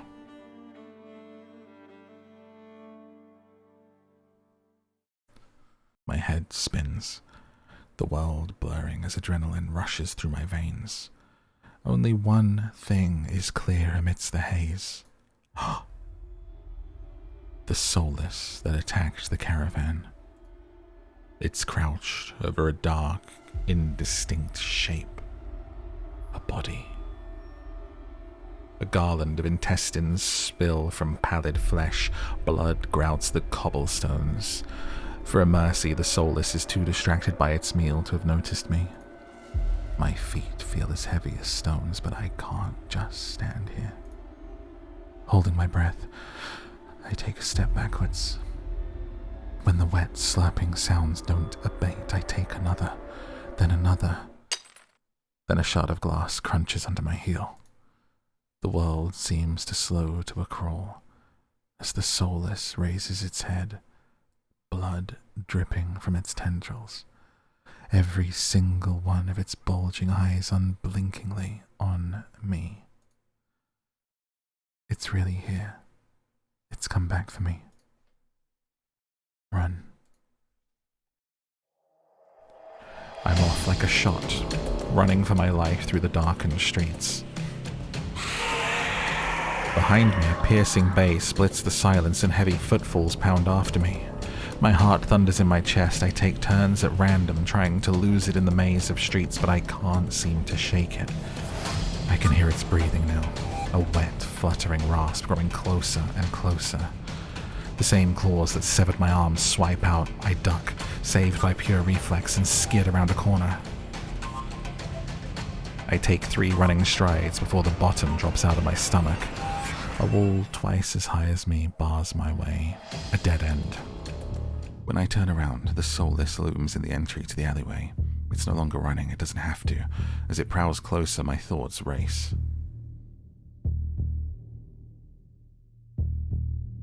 Some of the buildings lining the streets are lit. There must be people inside. It's a long shot, but...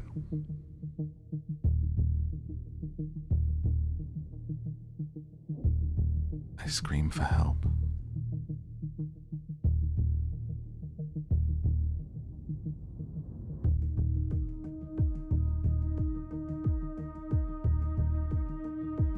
Somebody help me.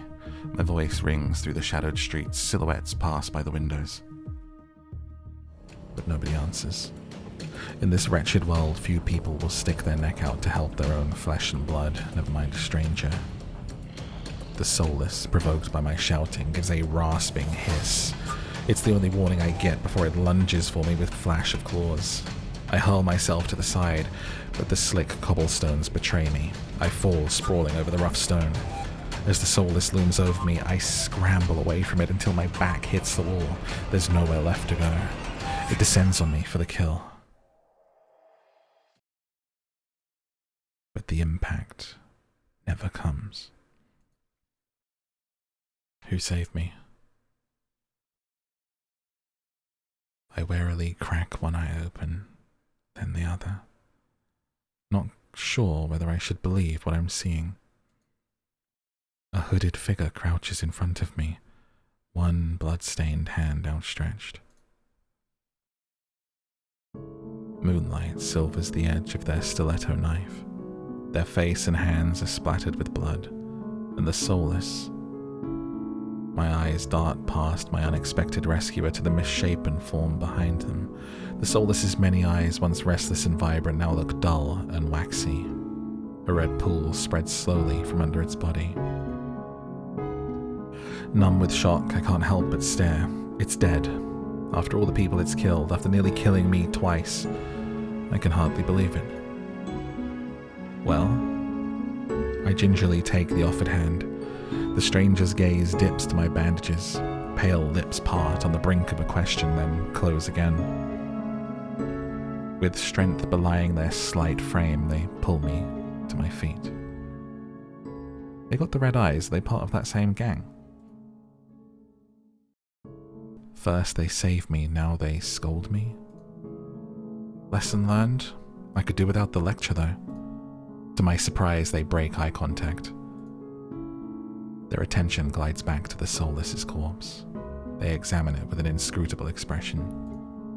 I clear my throat to fill the silence. I'm Morph. Min. Min? Mahin? Min. Let's say it Min. Cute. Suddenly, Min tenses. Their blade flashes as they drive it into the back of the soulless's neck. The soulless thrashes once, letting out a rattling hiss as the air leaves its lungs.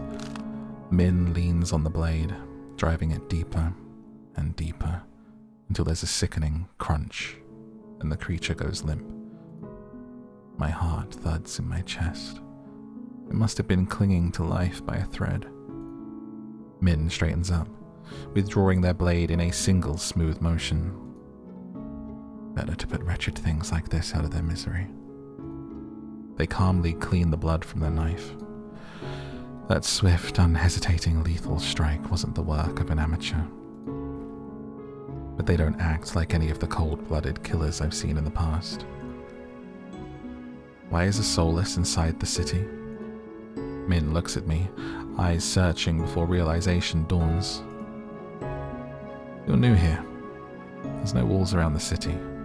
Soulless can come and go as they please, until someone's contracted to stop them. The Senobium's patrols don't bother to protect Lowtown. Not anymore. Let me guess.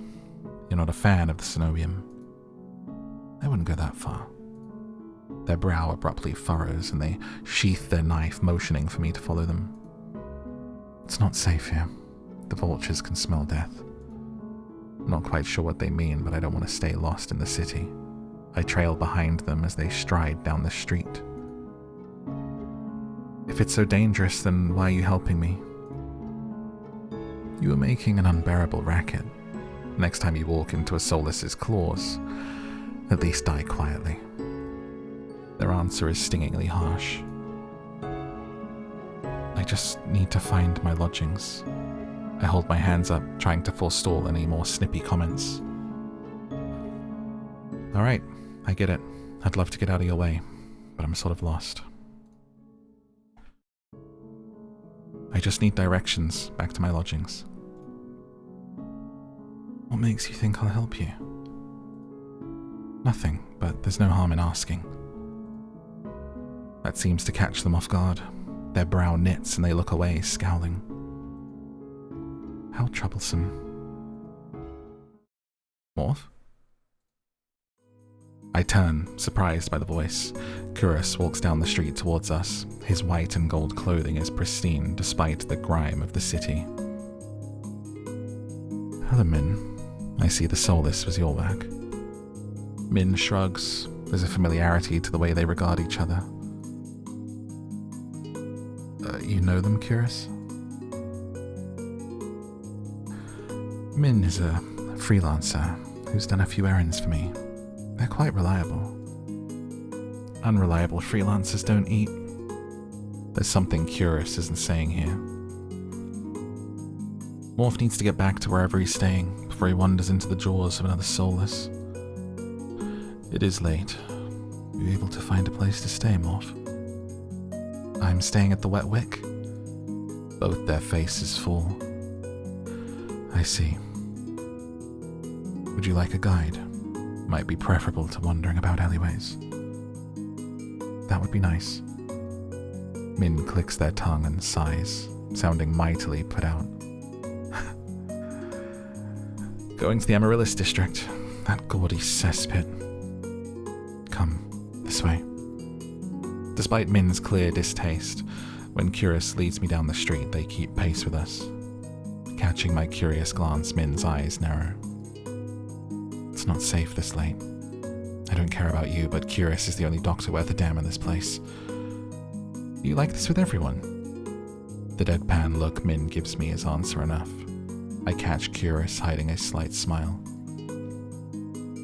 I suppress a sigh and resign myself to having a grumpy shadow all the way back to the Wet Wick. The route Kuras takes is completely different from the slow meandering earlier in the morning. In no time at all, he cuts through darkened streets and twisting alleys. It seems like half the city has poured into the Amaryllis district's colourful streets.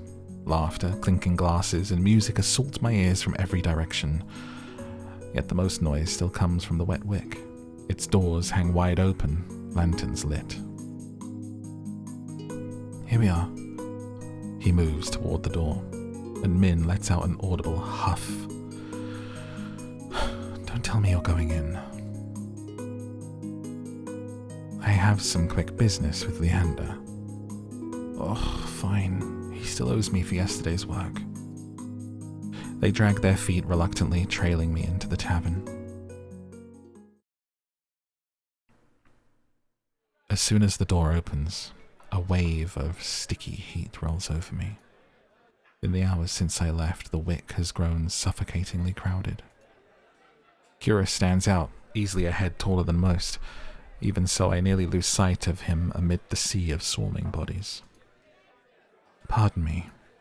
The crowd parts as though answering his request. Kuras glances over his shoulder at Min and me before gliding through. How can anyone breathe in here? Min follows Kuras at a clipped pace. Leander is right where I left him. Although he's traded places with the bartender, he holds a pair of shot glasses filled to the brim with luminous green liquid. And now for the finishing touch. A flash of magic paints the glasses white with frost. You're never going to guess what's in these. Leander slides the glasses across the bar, and I get my third and fourth shocks of the evening in rapid succession. Ice leans against the bar, an elbow propped up on the counter. All of our crushes are here. He catches the glasses and lifts one to the light before turning it upside down. The contents, magically congealed, stay firmly in place. You're supposed to make drinks, pretty boy. Don't tell me you're wasted already. Veer, perched on the bar's counter besides Ice, takes a single look at the shot glass and shakes his head. What have we here? Bucket full of boogers. Leander's nose treasure. You've eaten worse. Veer's lips twitch and his ears flatten when Ice offers him a glass. He turns his cheek with a sniff and Ice just snickers. Coward. Don't tell me you're actually... In one fluid motion, Ice throws back his head and downs the shot. Drinking that. A dark look crosses Ice's face. It's chewy. Chewy? Wait, let me try again. Behind me, Min grumbles. I told you, this place was a nest of degenerates. If it isn't Kuras and Min. At the sound of Leander's voice, Min's pale eyes grow wide. They look ready to bolt until Kuras sets a hand on their shoulder. I promise, this will not take long. Min's eyes dart from Kuras's hands to his face, then soften. Hand to his face, sorry. Fine. You first. While they step forward, I linger behind, struck by a sudden revelation. All of the people I've met today know each other. Good evening, Leander. Ice. Another drinking competition, I presume.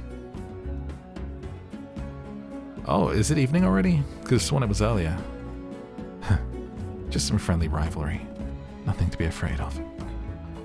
Kuras acknowledges Leander and Ice with the slightest nod, ignoring Veer entirely. Not that Veer seems to mind. He tilts his head and an impish smile curves his lips when he spots Min looming silently behind Kuras. Almost didn't see you there, Min. Looking for your booster seat. Min pushes back their hood. They level Veer with a cool look. I thought Ice wasn't allowed to bring his pets in here. Veer's tail gives an angry twitch.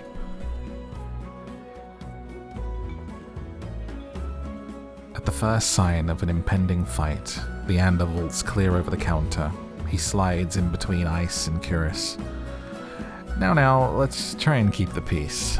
It's not every day the esteemed doctor takes us up on a drink. His arm snakes around Kuras' shoulder. You're finally taking me up on that drink, right, Kuras? I'm afraid not. We were merely escorting Morph back to his lodgings. Kuras gestures in my direction and my stomach sinks. I reluctantly step into the light. As soon as he sees me, Leander's face brightens. Morph, it's been too long. Everyone, this is Morph. He's new to Eridia. I feel 5 pairs of eyes fix onto me, and suddenly the bar feels suffocatingly small. My voice nearly catches in my throat. We've already met. I've already met everyone. You've already met? Ice and Veer level me with subtly amused expressions. Veer's tail gives a lazy wag. We did. Not that long ago either. I'm starting to suspect he's stalking me. He looks far too pleased with himself when I roll my eyes. This calls for drinks. What does everyone want? In an instant, all eyes turn to Leander, freeing me from the burden of attention. I still can't believe they all know each other. Watching them talk amongst themselves feels surreal. But for the first time since I undertook the journey to Eridia, I feel a faint glimmer of hope. I know I was meant to meet them. The low, pleasant rumble of Leander's laughter pulls me away from my restless thoughts. Well, color me surprised. You make friends fast, Morph. I wouldn't go that far. We're more like acquaintances. A wise man once said that acquaintances are merely friends you haven't shared a drink with yet. A wise man? You said that. You said that here last week. I can hear Min's lip curl with distaste from across the bar. Leander clears his throat and continues unperturbed. Let's toast to Morph's health. Care to join in, Doctor? Kuras politely declines with a wave of his hand. How about you, Min? No. Are you? No. A resounding pop pierces the din of the bar. We all turn in the direction of the noise. Veer looks almost bashful as he accepts an overflowing flute from the bartender, poured from the bottle so old its label has been worn blank. They serve champagne here? Since when? Veer pauses in the middle of licking champagne foam from his fingers with a coy smile. You don't mind, do you? In a transformation as impressive as his magic trick, the concern on Leander's face vanishes. He laughs softly. Oh, be my guest. I know you've got expensive taste. He shoots the bartender a frantic look. Unbothered or uninterested in his company, Ice cants his head at me, a light smile on his lips. How about you, Sparrow? Did say I'd buy you a drink earlier. No, my treat. Ice regards Leander over the lip of his glass. In the dim light, the glint in his crimson eyes looks downright dangerous. What'll it be, Morph? I'll take that drink. As long as it's not one of those green shots. Don't knock until you tried them. They taste better than they look. Somehow, I doubt that, but I hold my tongue long enough for Leander to go behind the bar. Look at this pretty friend group, my goodness. He's lying, isn't he? When I glance at Ice, he only shrugs. Like I said, they were chewy. Probably poisoned, too. He considers his own drink a tumbler of amber-colored whiskey. Leander's tried to kill me 12 times by now. It's always a gamble. Veer clicks his tongue in disapproval. When he finally looks my way, it's with a half-lidded gaze softened by his 3rd glass of champagne. Where are you? I wouldn't let Leander put anything in my mouth. He fans his fingers over his chest, voice dripping with fake reverence. The Wet Wick is one of the finest drinking establishments in all of Eridia. While you're here, you may as well partake of the signature watered-down drinks and stale nut leather. He sweeps his hand towards a chipped ceramic bowl filled with spindly, speckled jerky that I can only assume is nut leather. What is with the food in this city? As abysmal as you make it sound, this place is completely packed. It's not all bad. Depending on the day, food's edible. Ice takes a measured sip of his drink. Gotta stick around for the real attractions, though. Before I can ask what he means, Leander returns with a tumbler that he sets in front of me. Uneven chunks of ice bob in a pool of reddish-purple alcohol. I sniff the drink suspiciously. To my relief, this time all I smell is the sharp, clean scent of gin, with an undercurrent of fermented fruit.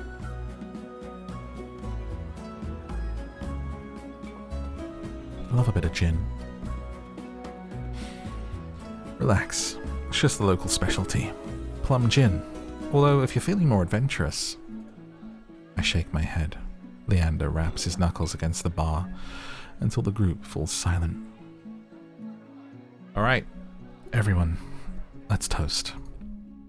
May Morph's stay in Eridia be full of bright adventures and discoveries. Cheers. Leander, Ice, and Veer raise their glasses in unison. Min only crosses their arms, and Kuras watches with polite indifference.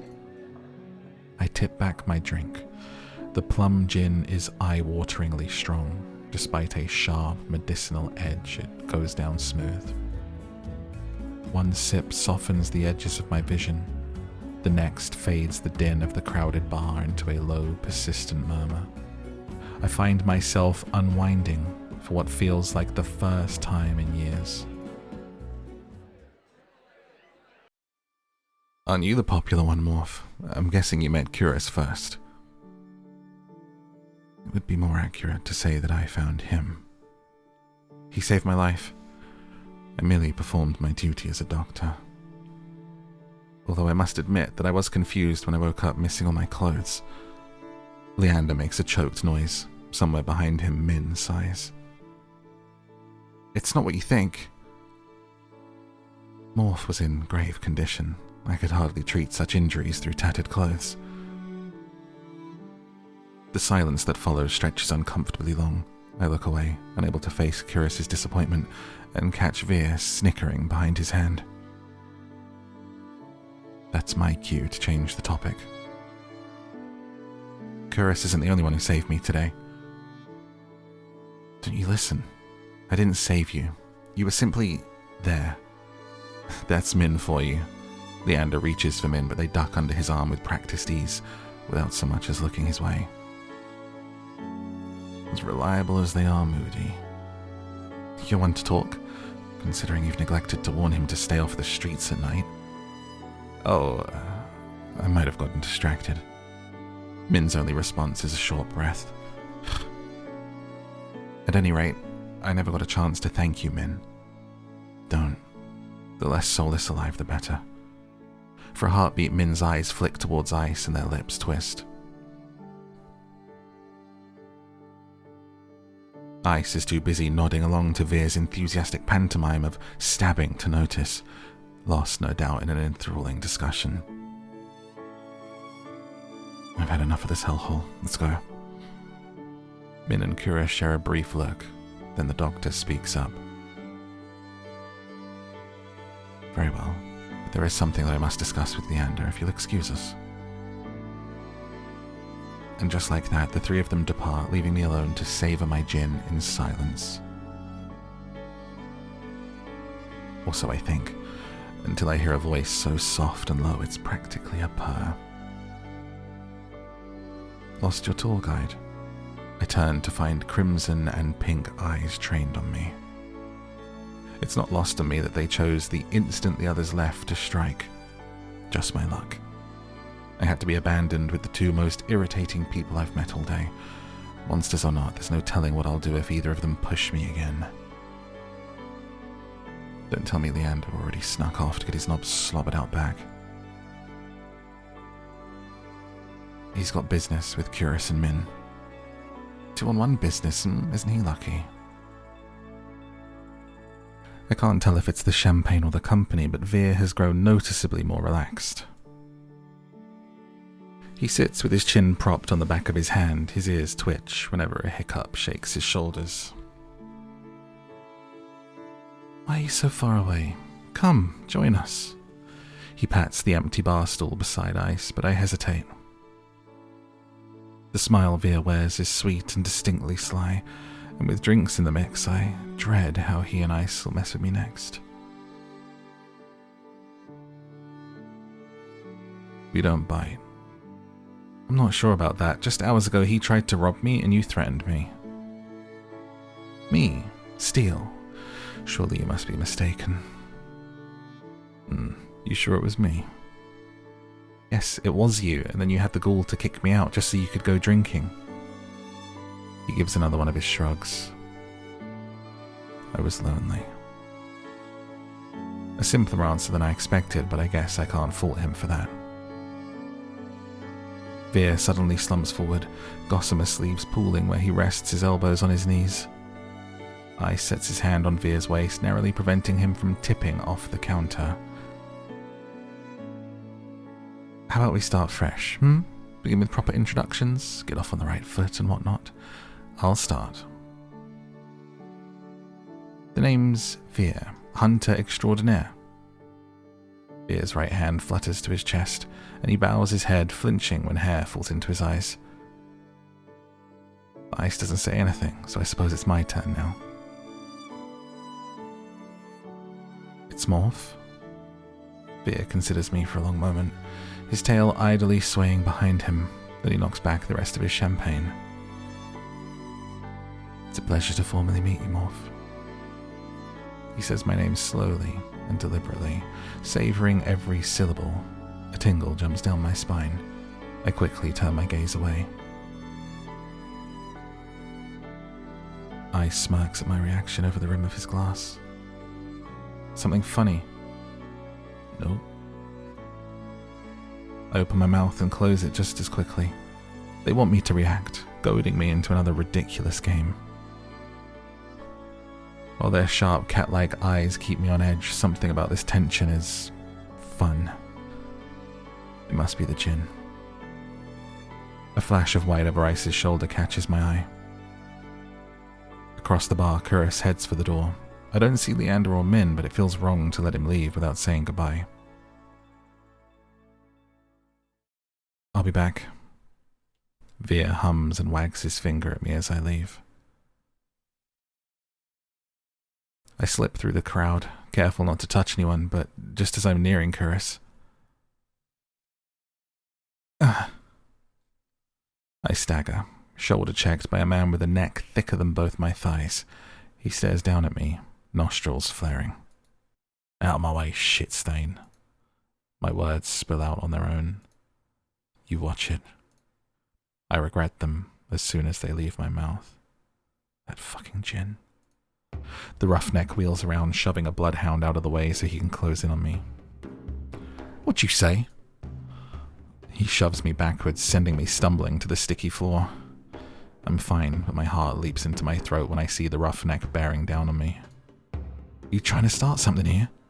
The roughneck freezes, his fist cocked back. A group of bloodhounds called by the commotion circle him, sizing him up.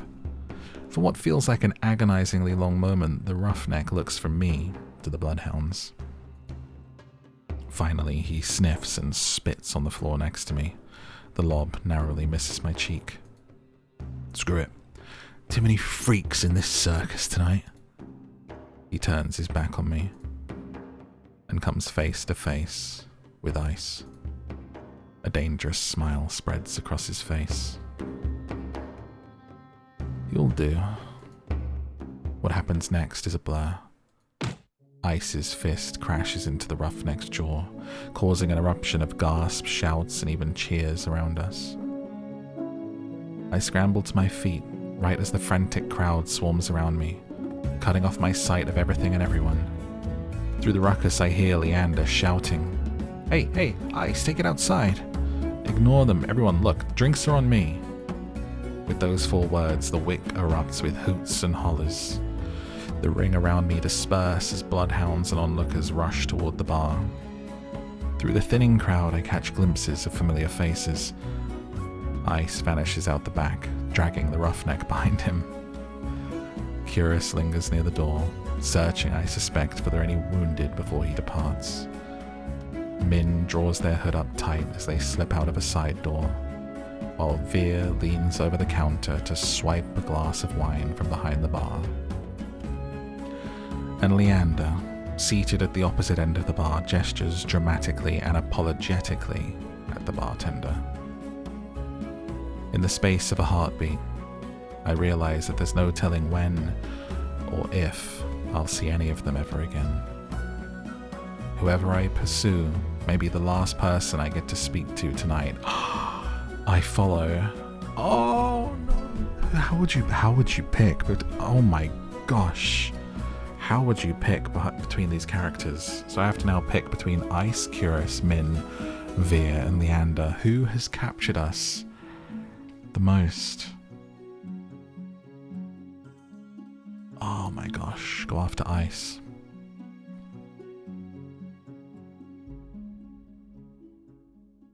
Morbid curiosity draws me after Ice. I slink out the back of the Wet Wick.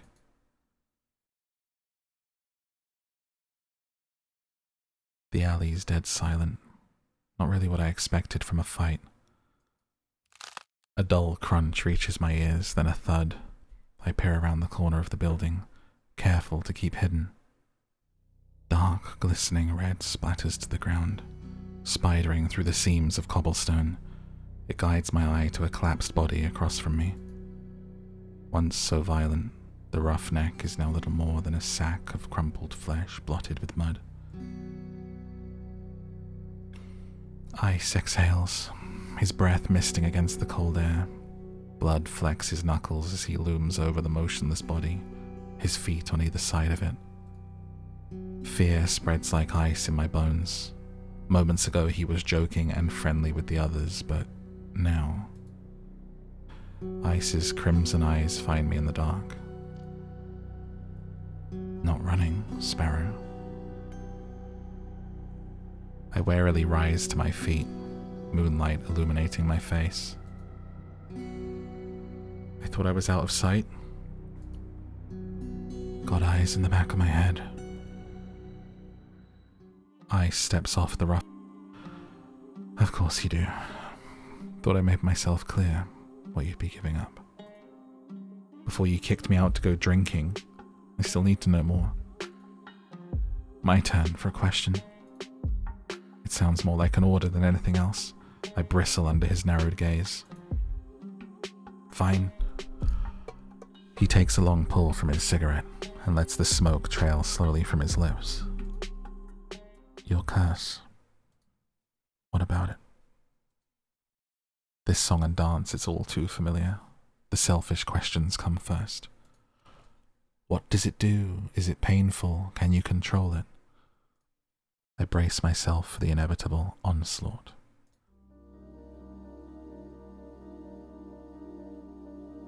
Is the thought of living with it really so unbearable?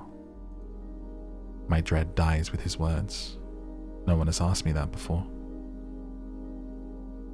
You've survived this long.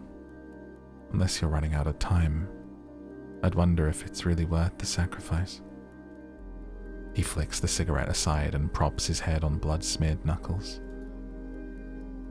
What do I know? I'm just an outsider. My fingers fuss with the trim of my cloak. Ordinarily I'd feel annoyed, but now my chest feels tight. You could have sold me if you were less honest.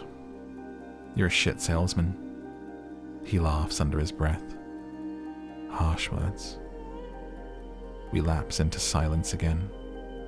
This time, it's surprisingly nice. The quiet, chilled air is a calming reprieve. You know, you didn't seem like an outsider back at the bar. A lot of people like you. Ice raises a brow at me. I start by asking about Veer. Surprised to see you and Veer are close. Blessing and a curse. From what I've gathered, most people think he's, I don't know, an asshole.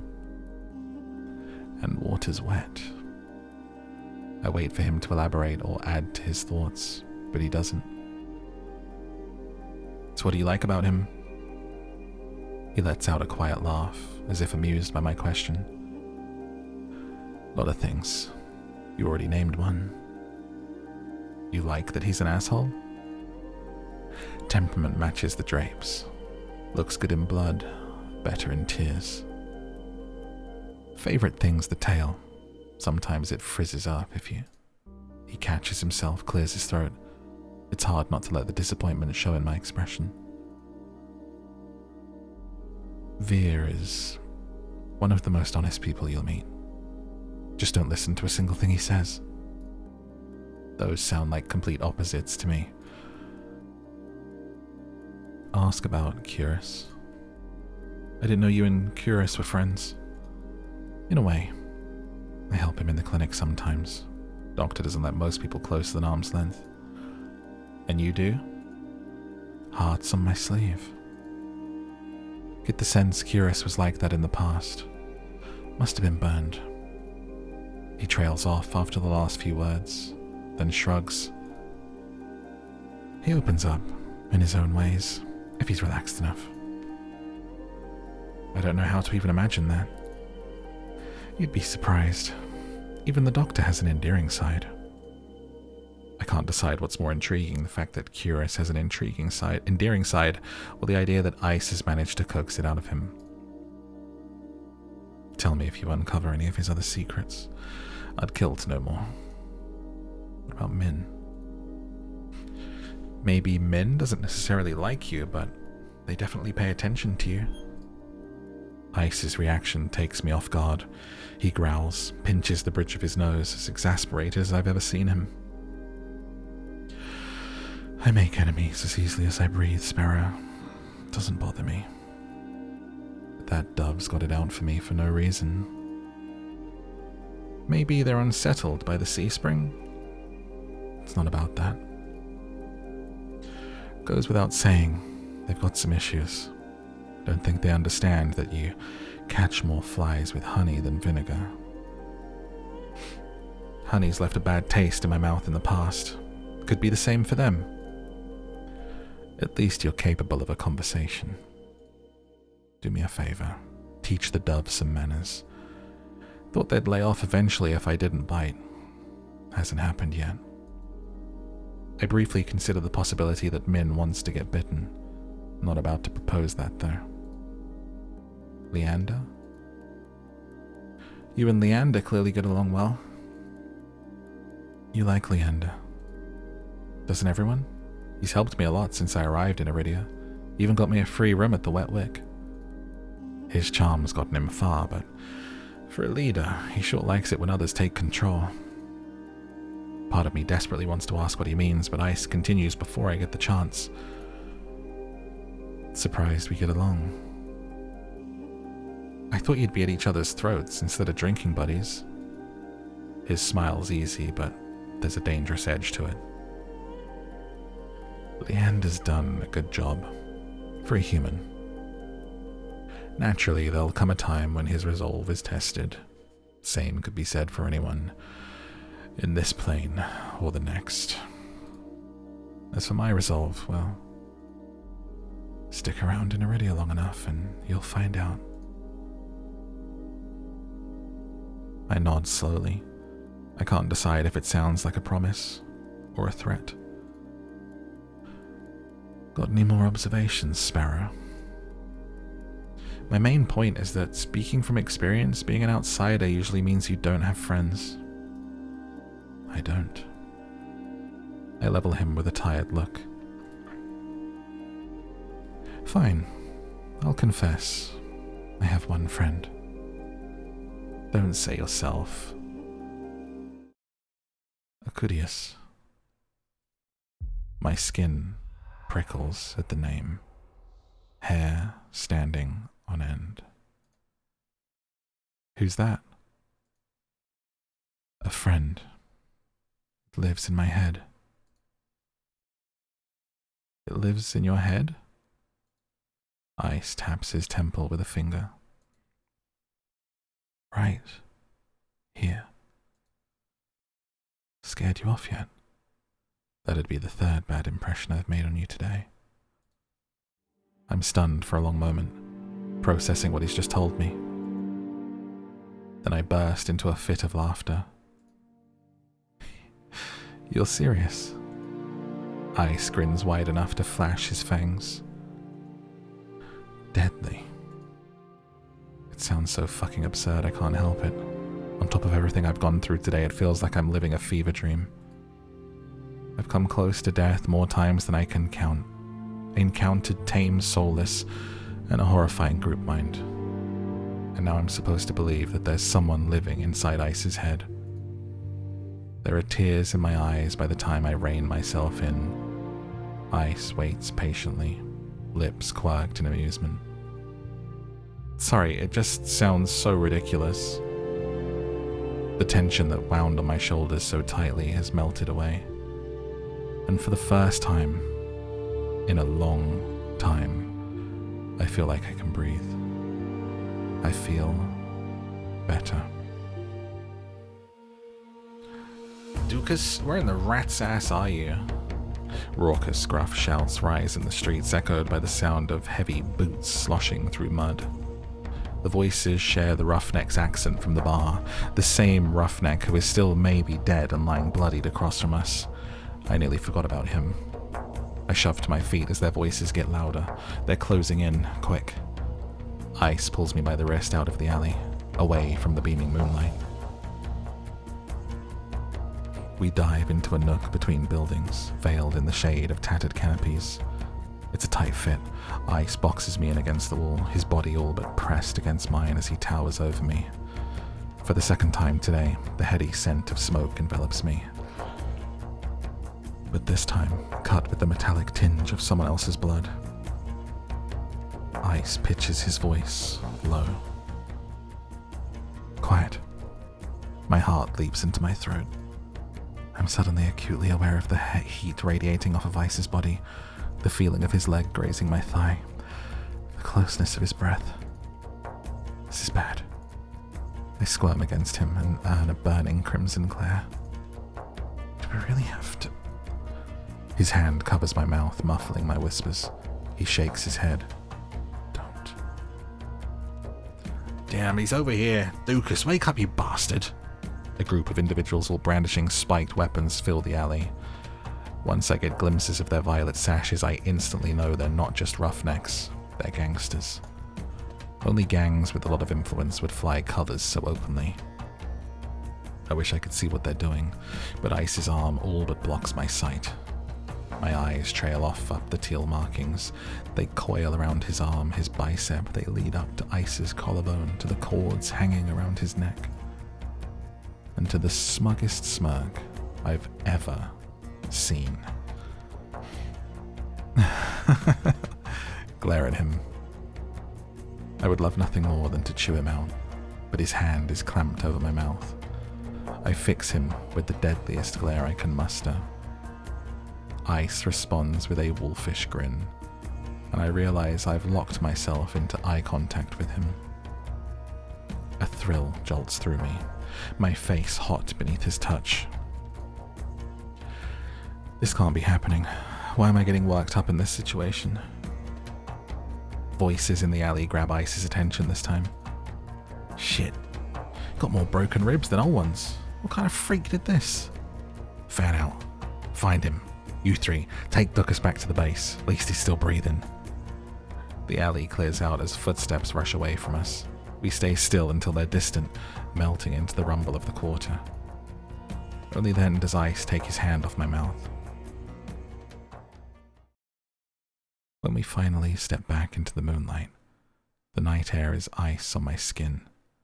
I feel dazed, and the need to keep my eyes off Ice at all cost.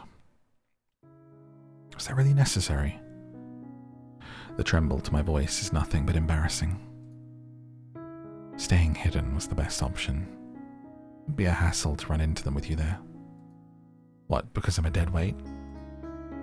Because 3 bad impressions are enough for one day. The answer is too vague for my liking, but he's probably right. Either way, I don't have the energy to argue. Come on, Sparrow. Let's get you home before you're framed for murder. Very funny. We reach the front of the Wet Wick too quickly. I hate to admit it, but I don't want to separate from Ice yet. And not just because he never answered my questions. He's infuriating. As easily as he makes me feel on edge, he can make me feel safe, secure somehow. You know where to find me. At the creepiest place in the world. Take your time before you decide to drink. I happen to like your shitty attitude. It takes me a moment to process it. My eyes flutter down to my feet. I'll keep that in mind.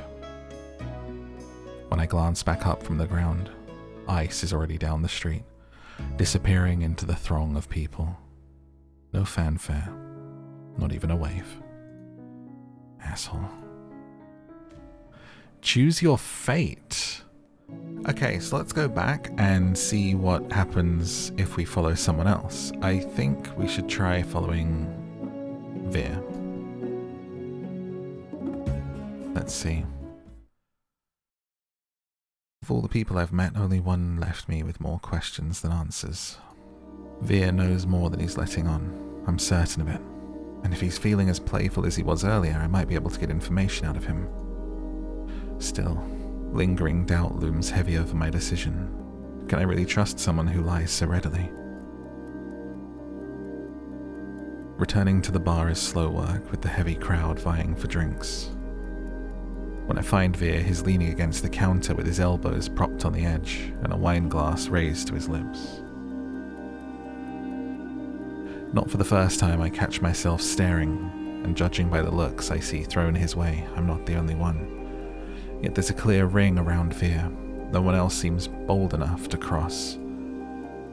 One ear perks at the sound of my approach, but Veer doesn't so much as look my way, even when I slide onto the seat beside him. I didn't think you planned on sticking around. A free drink's a free drink, even if it tastes like rat piss. Didn't you say you wouldn't be caught dead slumming it in this shithole? Veer takes a delicate sip from his glass, but his tail thrashes below the bar. You've caught me, red-handed. He peers at me over the rim of his glass. In the low light, his eyes glitter jewel-bright with amusement. However will you punish me?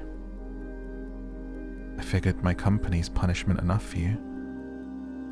Veer's lips twitch and he smiles despite himself. So, you survived the night? Are you here for praise, or will the head pat do? I feel a muscle in my jaw flex at the cruel twist to his smile. His arrogance has made a full recovery, meaning only one thing. Veer has sobered up. So much for my plan. About that, turns out you were right. I did run into trouble. Now I can't decide if you're an oracle, an actual threat, or just completely full of shit. Veer scoffs. Most men would buy me a drink before insulting me. After the way you jerked me around, if anyone's owed a drink, it's me. Veer falls so uncharacteristically quiet for a moment that I fear I've actually crossed a line. Then he props his chin on his wrist. I don't think you understand how things work here. Information is a luxury, one you flung carelessly aside. I'm not following. If you valued my words, you'd have taken them seriously. I gave you free advice, warned you of the danger you were in, and still you went prancing off to the sea spring. Small wonder the soulless didn't tear you to ribbons. My first impulse is to argue, but what he said doesn't sit well with me. How does he know what happened to me? How'd you know I left? I'm certain I wasn't being followed when I left. I have a very sensitive nose, remember? Right, how could I forget? Do you normally greet people by shoving your nose into their laps like an overeager Labrador? For a heartbeat, Veer's eyes grow wide and flat. Then he laughs under his breath. Only the ones I like. Veer trades his empty wine glass for a long-abandoned tumbler sweating beside him. Soft lumps of ice bob in the watery dregs of whiskey.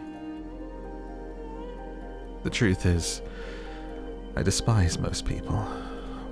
His eyes flicker over my shoulder and thin as Leander's boisterous laughter erupts from the other side of the bar. What about me?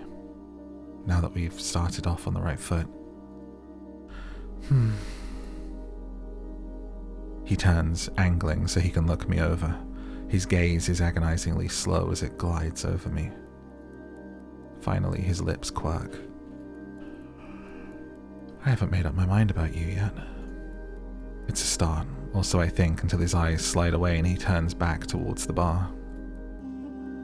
It's not Veer's attitude that bothers me. I expected that of him.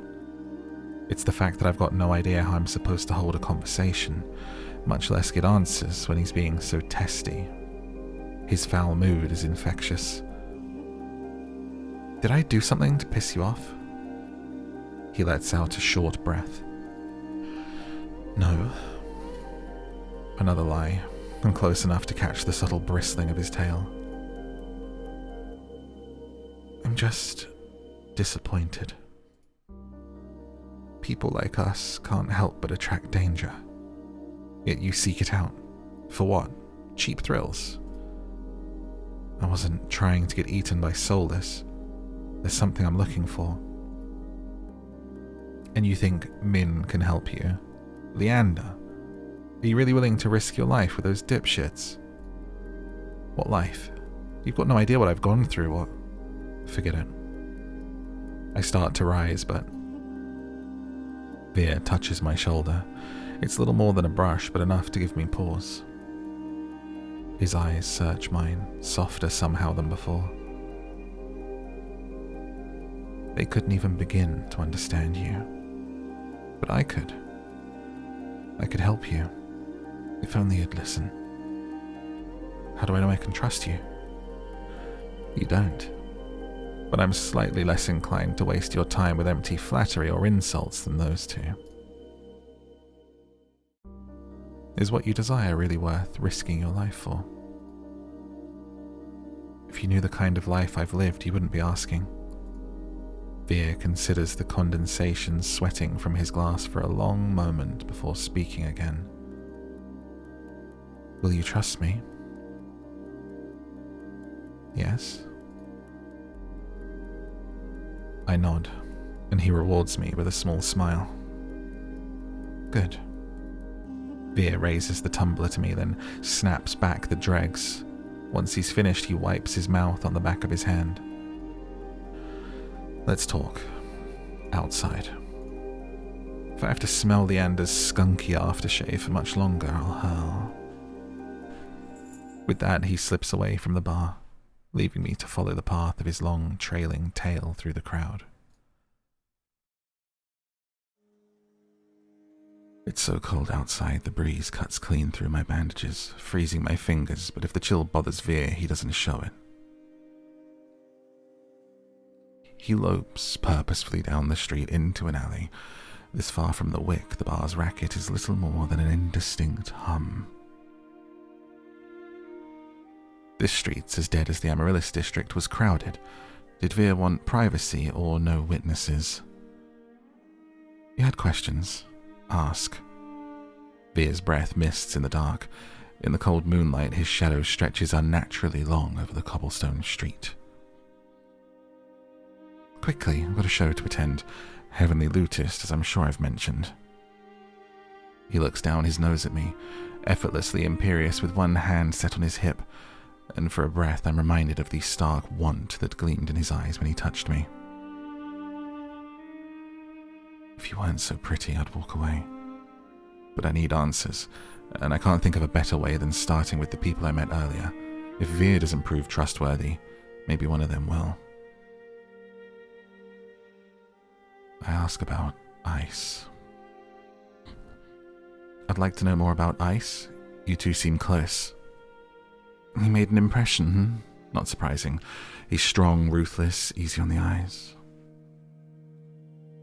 Gives it almost as well as he takes it, even if he's awfully greedy. Big everywhere, really. Bit simple, but you know what they say about still waters. I don't, but I'm too distracted by the change that's come over Veer to ask. A coy smile plays at his lips as he winds a finger around the chain dangling from his collar. What do they say about still waters? I thought you didn't like most people. Ice isn't most people. He's better. Our eyes meet and Veer's tender expression curdles. He makes a tiny sound of distaste in the back of his throat. He's more trouble than he's worth. Dangerous, too. Stay away from him, and those red-eyed freaks if you value your safety or your sanity. Is that why you scolded me for going to the sea spring? I really don't think Ice is as bad as you're saying. You don't know him, not like I do. The corner of his lip twitches. What about Min? I was surprised to see you and Min know each other. Are you friends? Oh yes. We laugh and go shopping and have sleepovers where we braid each other's hair and kiss with a little tongue. I'm beginning to wonder if Veer's ever had friends. Let me guess. You don't like them. Can't stand them. The first time we met, they stabbed me. Slid cold, hard steel between my ribs. Nearly nicked my heart. It was exquisite. The knife, I mean. Some sort of antique. Min's done nothing but disappoint me ever since. So you're not close? Can you imagine me being friends with that crabby little killjoy? Impossible. Not unless they learn to lighten up. And I'm afraid not even a surgeon as practiced as Kuras could remove the stick wedged firmly up Min's pert ass.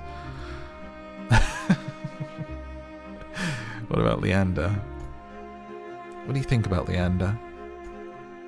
I don't. An unusually curt answer for Veer. I don't buy it. So you're not very fond of him? I wouldn't spit on Leander if he were on fire. Veer shudders.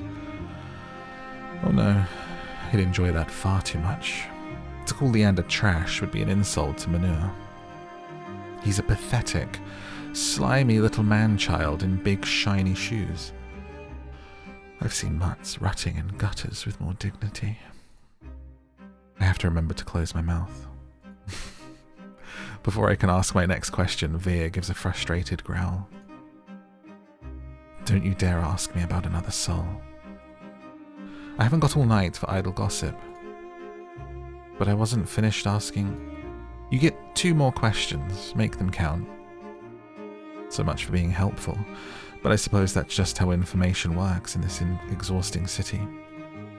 No more time for idle chatter. I'll get straight to the point. Leander told me the Senobium imprisons people. Did he mean you? Leander's a moaning fool with a throbbing victim complex. He loves to see himself as a saviour, but the only difference between his cronies and the Senobium stooges are the uniforms. I'm at a loss for words. I don't know what surprises me more, the bluntness with which Veer spoke or the venom lacing his ordinarily silken voice. You're asking who, when you should be asking why, says the asshole counting my questions. The look he throws me is infuriatingly self-satisfied. Fine. Why were you imprisoned? For the same reason they'll disappear you given half the chance. I'm something special. Veer bows his head, gathering his hair in his hands and lifting it from his shoulders to bare the plain leather collar adorning his neck. See this collar? He cranes his neck, inviting me to lean closer. Looks unremarkable, doesn't it? I had assumed that Veer's collar was a personal touch. On closer glance, the thick, supple leather is moulded to fit his neck snugly. But the large silver buckle seems easy enough to pry open. I reach forward to touch the buckle, but Veer's hand lashes out. Long, slender fingers wrap around my wrist, exerting just enough pressure to hint at how easily he could snap my bones. Don't you know better than to touch without asking? He tuts like a scolding teacher, but an impish smile grazes his lips. Can I? Please? Our eyes meet, his thin with amusement. No. You may look, but don't touch. He lets go of my arm. I smooth down my bandages, more to get a grip than anything else. I can't lose my composure again. By now I'd fully expected Veer to begin walking away, but the fact that he's still here suggests he either forgot about his warning, or he was never counting my questions to begin with. Are you saying that's what'll happen if the Senobium finds out I'm different? I'll be collared. Doubtful. They keep me around because I'm the best at what I do. And what exactly do you do so well? Killing. He says it carelessly, without hesitation. As long as I wear this collar, I'm made to hunt the Senobium's dizzying array of enemies. Monsters, soulless, noisy dissidents who grow overbold. I'm bound by their will until the day I die. That's awful. Veer murmurs in agreement. It is, isn't it? And that's all you're getting from me. I really must leave now. I'll be late. That's it. Why'd you bring me here if you're not going to explain anything? He has the nerve to laugh. Isn't that obvious? I wanted to lure you out here alone so I could eat you. You're lying. Again. And you're asking far too many questions for someone hiding so much. He sneers, and reflexively I shove my hands deep into my cloak. What makes you think I'm hiding anything?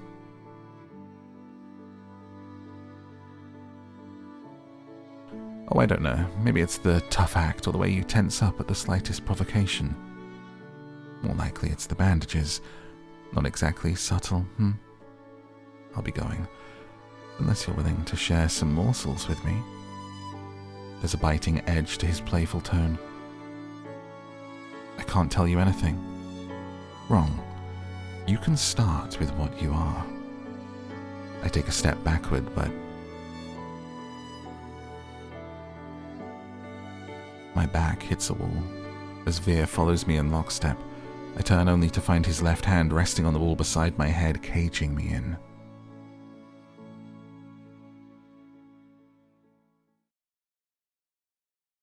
Veer reaches for me. His fingers curl around my chin and lift, forcing me to meet his lidded gaze. Would you believe me if I said that the eyes are the windows to the soul? My eyelid twitches. Cliché, I know, but let me tell you a little secret. Veer leans in until his lashes tickle my cheek and the warm, faintly spiced scent of his hair drowns out the stench of greasy cooking fires and chimney smoke. There's nothing you can hide from me. His voice is so low, so supple, I could slip into it. The betrayal, the loss of hope, the sheer desperation that drives you still to search and search to no end. I could give you something new to live for. I swallow thickly. How could he possibly know? No, this must be some kind of trick. But for once, Veer isn't smiling. All that suffering's made your soul so irresistible. His piercing eyes pin me to the spot. The look on his face makes my blood run cold. I've seen it before. Traveling through the wastes, the lanterns would occasionally reveal carcasses picked clean by starving scavengers whose eyes shone in the dark with the same ravenous hunger. Veer takes a shuddering breath. trembling. What if you and I went somewhere quieter, alone?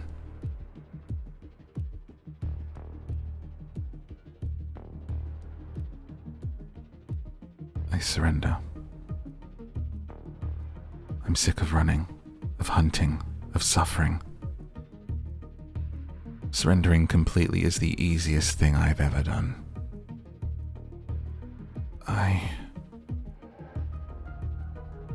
Before I can finish, Veer hushes me. A gloved thumb runs across my lips, bringing the taste of leather when it dips into my mouth. He bends closer and closer. Through the gauzy veil of his hair, I see shadows spread in whirls of smoke, eddies of darkness peeling off the walls and blooming to blot out the moon. Sensation flees with the light, leaving me numb to everything except the sudden pressure of a hand tightening around my throat. Something snaps, and the bitter tang of copper floods my mouth. Veer's lips crush mine as he swallows the reedy thread of my final breath. This time, death comes swiftly and permanently. The end, so you can actually get game overs. The game can actually end. You're trembling. What if you and I went somewhere quieter, alone? Part of me wants nothing more than to let him take me, to surrender completely to him. It would be so easy. But I'm not about to give up now. You're late. The lootist. Veer blinks. His voice comes out soft and breathy. Shame. He eases back, and for what feels like the first time since he cornered me, I breathe, but my relief is short-lived. Nimble fingers trail down my jaw before closing around my throat. The touch is feather-light and teasing, but my pulse still leaps. One last thing, spoken so softly that the pounding of my heart nearly drowns out his words. Call me a dog again, and I'll break you. Understand? His lips curve, but there's no humor in his voice. Yes? Good. As soon as Veer releases me, I sink against the alleyway to catch my breath. He looks down at me, his expression distinctly smug. Let's get one thing straight. I ate a monster 3 times your size for breakfast. 2, actually. The first tasted dreadful, like a fisherman's old ashtray, but that's beside the point. You and I may be alike, but don't ever forget what I am, or what I do best. He flashes me a dazzling smile. Morph? Anyone seen Morph? Leander's voice echoes from the direction of the wick. I whip around. I nearly call back before remembering Veer's apparent distaste for Leander. I glance back at Veer. Only he's gone. Vanished into the dark. I'm left in the deserted alley, trembling with a delirious mixture of exhaustion and excitement. Fuck. I let out a long, shaky exhale that condenses in the freezing air. Only once my racing heartbeat slows do I make my way back toward the wick, guided by the distant sound of Leander's voice.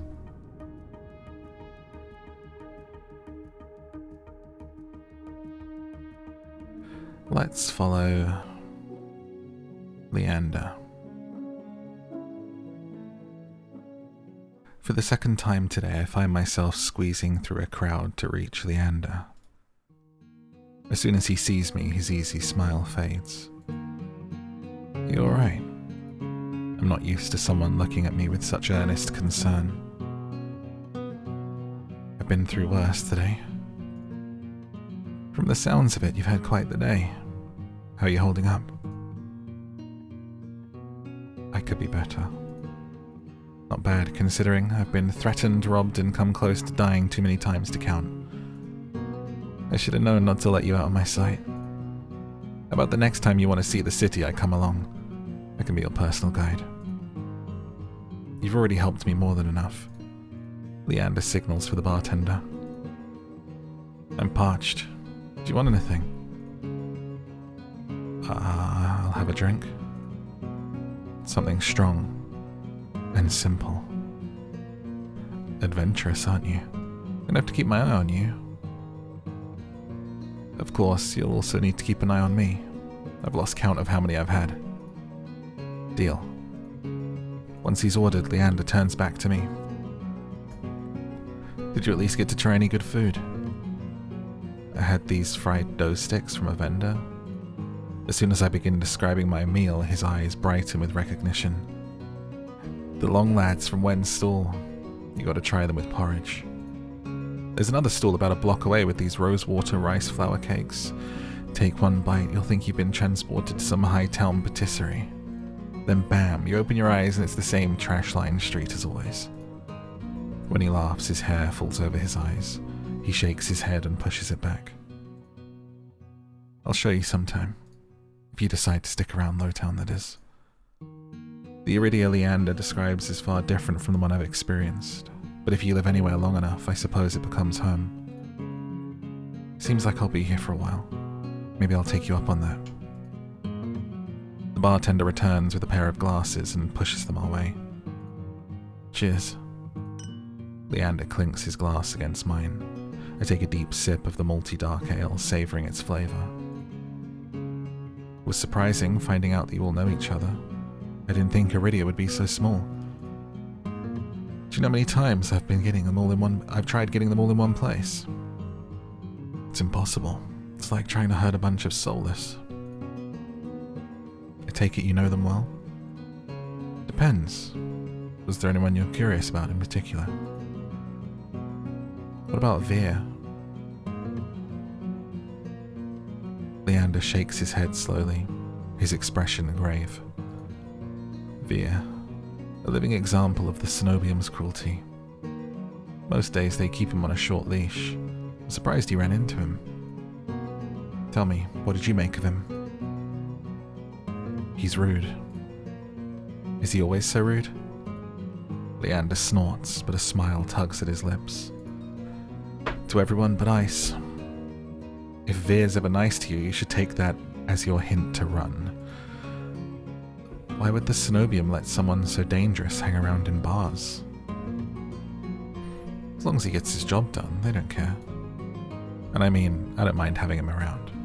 He can be fun, and he's got a real presence. What does that mean? Leander shrugs and laughs under his breath.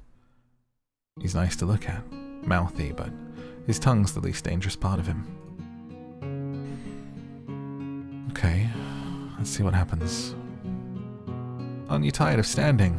Let's find somewhere to sit. Leander pushes away from the bar, beckoning me to follow him. He leads me to a small booth, hidden in a nook of the bar. A pair of bloodhounds notice him and immediately leap to their feet, offering their seats to us. As I slide into the booth, a web of graffiti scratched into the booth's tabletop catches my eye. The deepest grooves from the outline of the dog from Leander's posters. Dozens of roughly etched names surround the drawing, some fresh, some well-worn. What is all this? It's a tradition. Whenever someone joins the Bloodhounds, they have a drink with us, and they carve in their initials. The barkeeper must love that. After the first year, she finally stopped charging me extra for damages. 2 years and countless drinks later, she added her own name. You're not planning on recruiting me, are you? He quickly shakes his head. Not yet. You need time to think about your own path. Do you know what you're going to try next? The question gives me pause. I take my hands out from under my cloak and rest them on the table.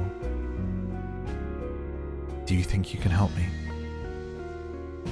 Of course. We can find answers together. Leander starts to reach for me, as though meaning to take my hand before stopping himself. His eyes flicker to mine. I won't fail you. And if you ever need a taste of normalcy, I'll always be here for you.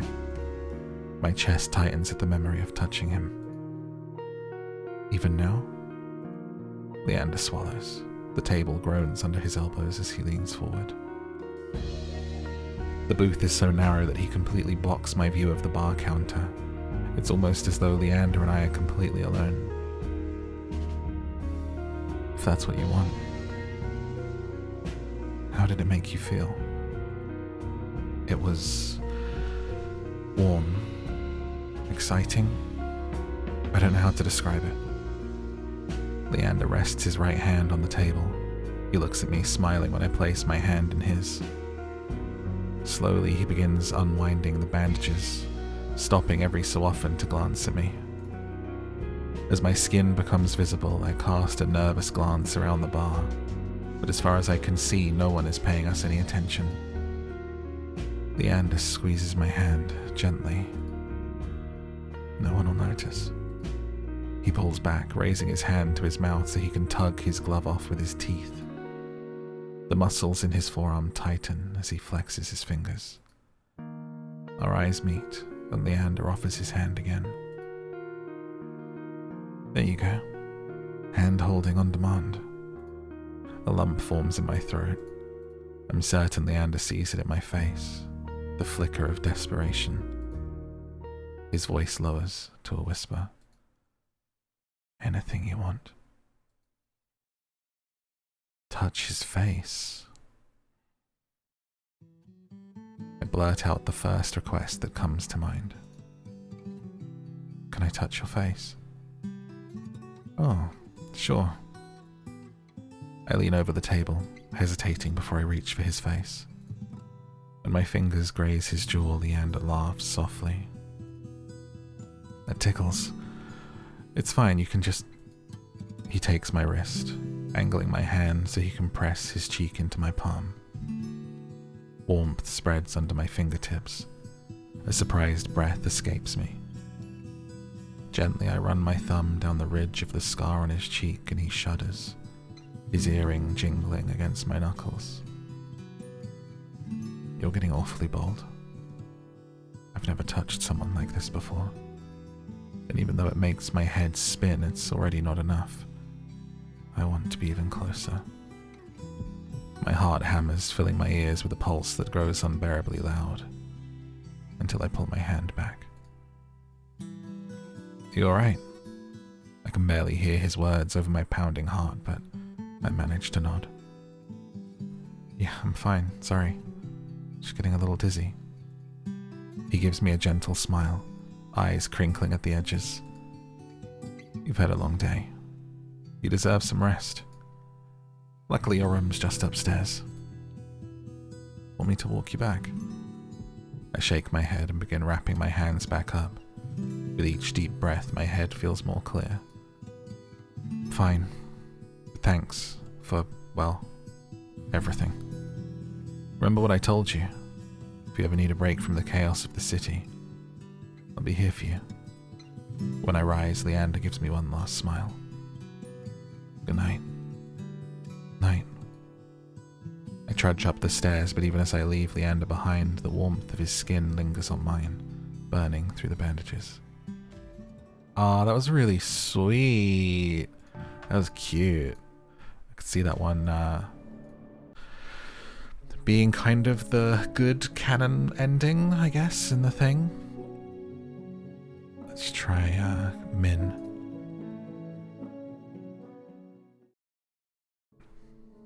I can't let Min slip away so easily. They might be the most standoffish person I've met so far, but they're the only one who seems even close to neutral in the Senobium. My gut tells me they know more about that tower than they're letting on. By the time I make it out of the bar, they're already halfway down the street. Drawing my cloak close to ward off the chill, I hurry after them, but at this hour the Amaryllis district is full of carousing people. While Min slips through the crowd with surprising agility, I struggle to keep pace. The edge of their cloak flutters as they round the corner. Determined to at least try and catch up, I take the same turn into a dim side street. But Min is nowhere to be seen. Instinctively, I look for telltale signs of a person's passage, fluttering fabric or just a closed door, but I don't see anything out of the ordinary. No hiding spots either. I start to turn because that can mean only one thing. Didn't you learn your lesson earlier? That Min doubled back. I'm almost impressed. There's not many people who could sneak up on me like that. They fold their arms pointedly, staring me down. I thought nearly getting eaten would teach you that being out alone at night is dangerous. I'm not alone, am I? It's a good thing I'm not alone then, isn't it? Min looks at me in blank confusion for a moment before realization dawns. Are you always so persistent? I don't really know how to read them. They shift between aggressive and hesitant without warning. I have no idea how to tell which way they swing. But I can't help feeling a little thrill when pink sweeps across their cheeks. I kind of have to be. It's how I survive. Min recovers their composure quickly, their mouths shifting into a frown. They glance away, eyes sweeping across the street. Their gaze seems to linger on a particular building, another tavern by the sign outside, before they look back at me. You've been lucky so far, but it won't last. Nobody in this city's trustworthy. Not even you. Especially not me. I've met clams that opened up more willingly than Min, but even if they don't talk about themselves much, they must have opinions about. What do you think of Veer? How did you meet Veer? Min's face scrunches like they've just bitten into a rotten lemon. That perverse fleabag jumped me during fogfall, so I stabbed him and left him in the gutter where he belongs. My heart thuds hard in my chest. Their voice is icy with disgust. The night air feels warm by comparison. It's only a shame it didn't stick. Suppose I'll just have to keep trying. Min speaks casually of murder, and I vividly remember the sight of blood smeared on their hands. Somehow I'm not afraid. I don't think they mean me harm. I take it your opinion hasn't changed. He fucks with people for kicks. Every sentence out of his mouth is either crass innuendo or a conceited put-down. Whatever he's done is bad enough the Senobium has him on a leash. There are monsters living on every other street. He's the only one who needs a muzzle before he's taken out for a walk. Belatedly, I close my mouth. Wow. Ask about ice. You don't seem to like ice.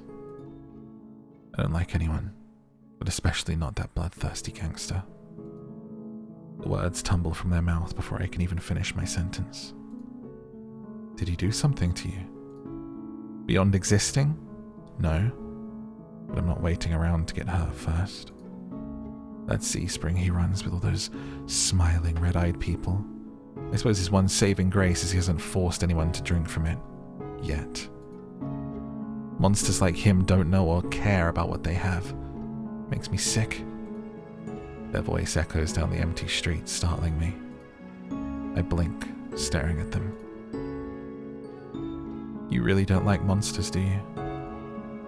Min fixes me with a flat gaze, their pale eyes like chips of ice. Every monster forced their way out of the shroud and into this world for some reason. I may not know Ice's reason, but to the vast majority of monsters, humans are food, playthings, or beneath notice. That may simply be their nature, but I don't have to like it. And I'm not going to risk my life in the hopes that any one of them is different. A lot of humans fear or hate monsters, but there's something different about how Min talks about them. It sounds personal. If you're going to keep asking questions, ask about something else. Okay, that's enough. Doors bang open at the end of the street. Light and laughter pour out of the bar, followed by a group of giggling people in white uniforms. Senobium students having a night out on the town. Min hesitates, only for a moment before they start down the street in the same direction as the students. When I follow close on their heels, they grimace, speaking through gritted teeth. Why are you still following me? When I asked them about Veer, I noticed something odd, besides their vehement dislike of him. While Min didn't exactly sound enthusiastic about the Senobium, they were the first to speak of it with anything besides open animosity. Ahead of us, the students pile into another bar. Min ducks into the alley next to it. If nobody in this city is trustworthy, what about the Senobium?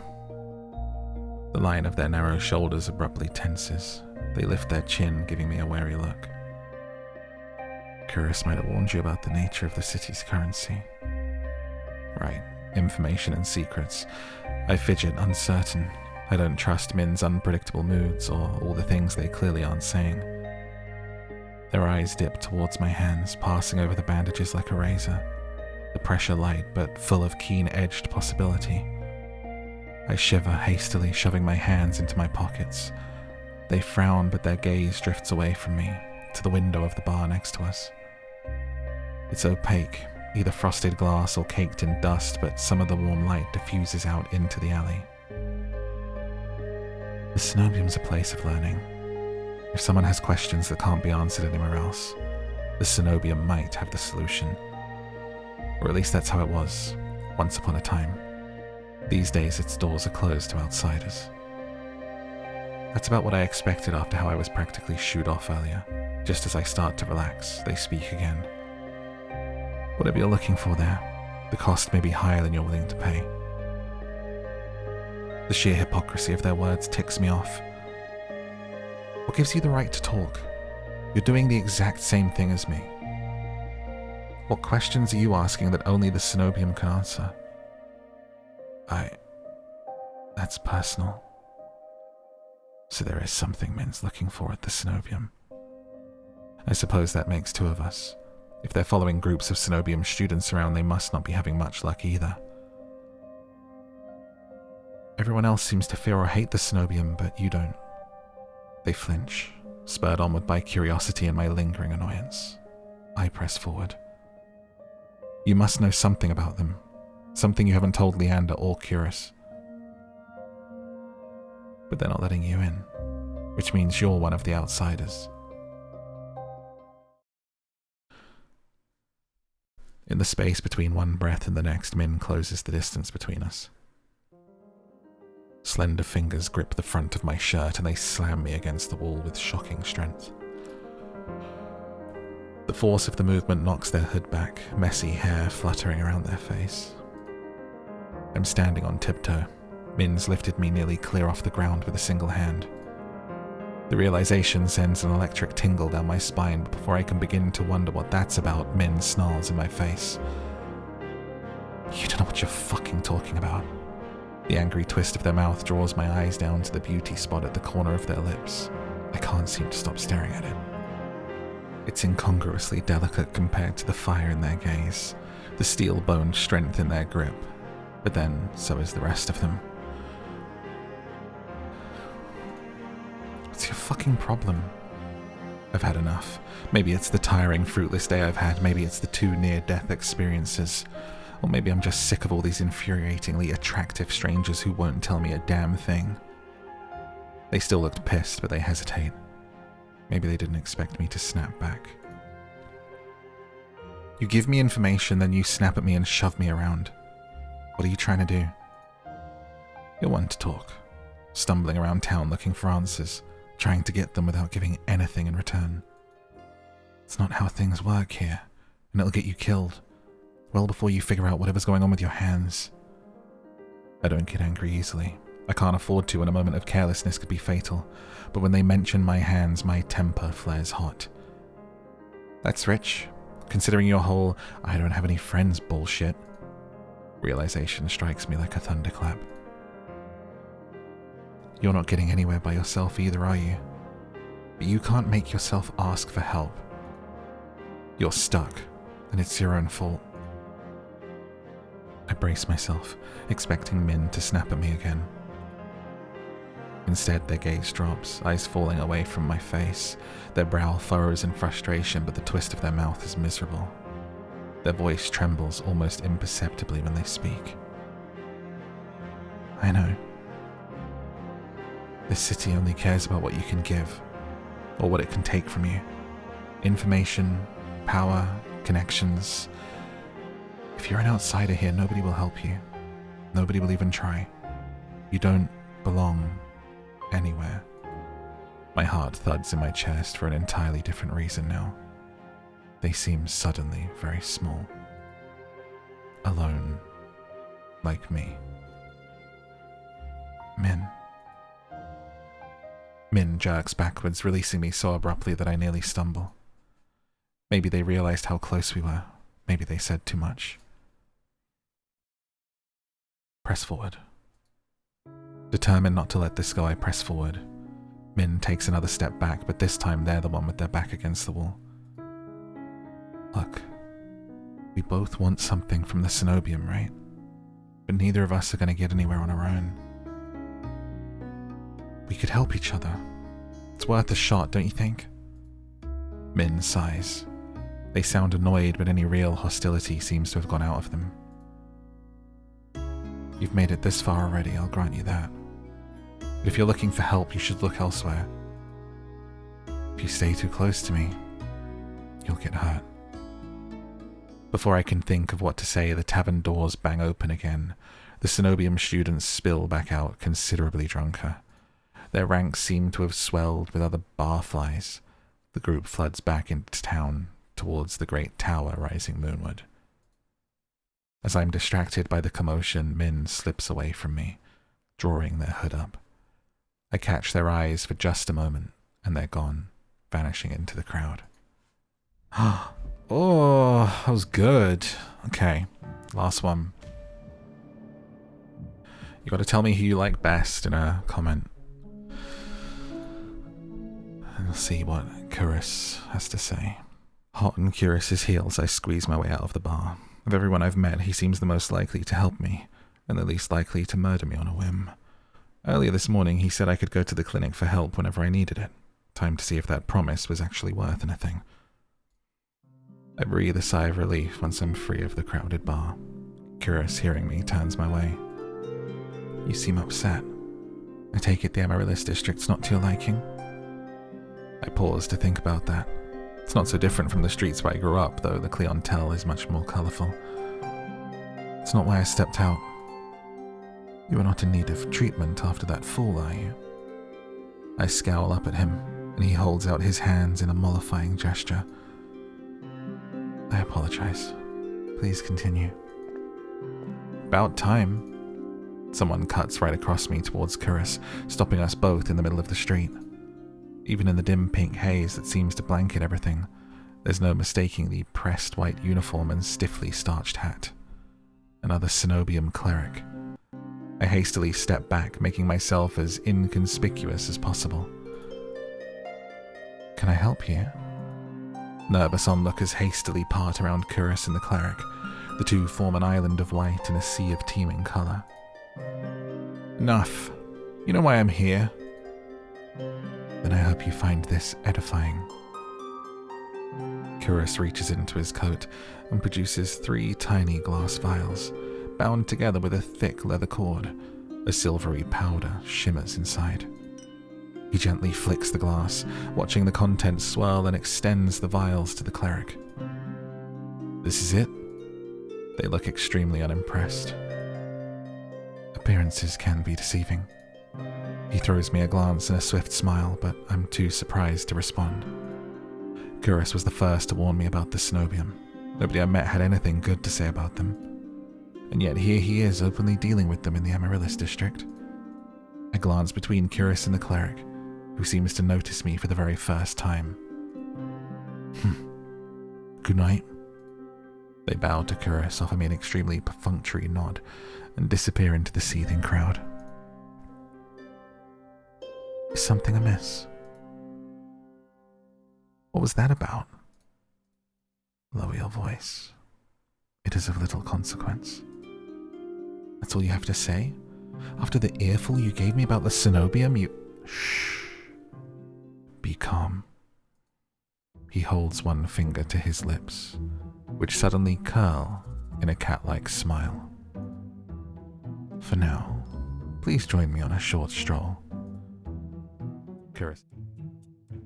Kuras's golden eyes twinkle in the low light. He beckons me away from the main thoroughfare, down a side street filled with vendors hawking late-night snacks. Wait! Now powerfully curious in spite of myself, I hurry after Kuras. Each of his long, graceful strides is easily two of mine. I catch a glimpse of his gleaming white coat disappearing around the corner of the street. The moment I catch up, the delicious scents of freshly baked goods flood my nose. My stomach gives a loud rumble. 1 honey pistachio cookie, please. Coming right up. Without breaking his swift pace, Kuras plucks the sticky confection out of the merchant's hand and offers it to me. The heavenly smell makes my stomach rumble once more. I take a bite without hesitation. Kuras watches me with an indulgent smile, and I notice he hasn't gotten anything for himself. You're not hungry? You need not concern yourself with me. He stops mid-sentence, his eyes darting back the way we came. The hairs stick up on the back of my neck.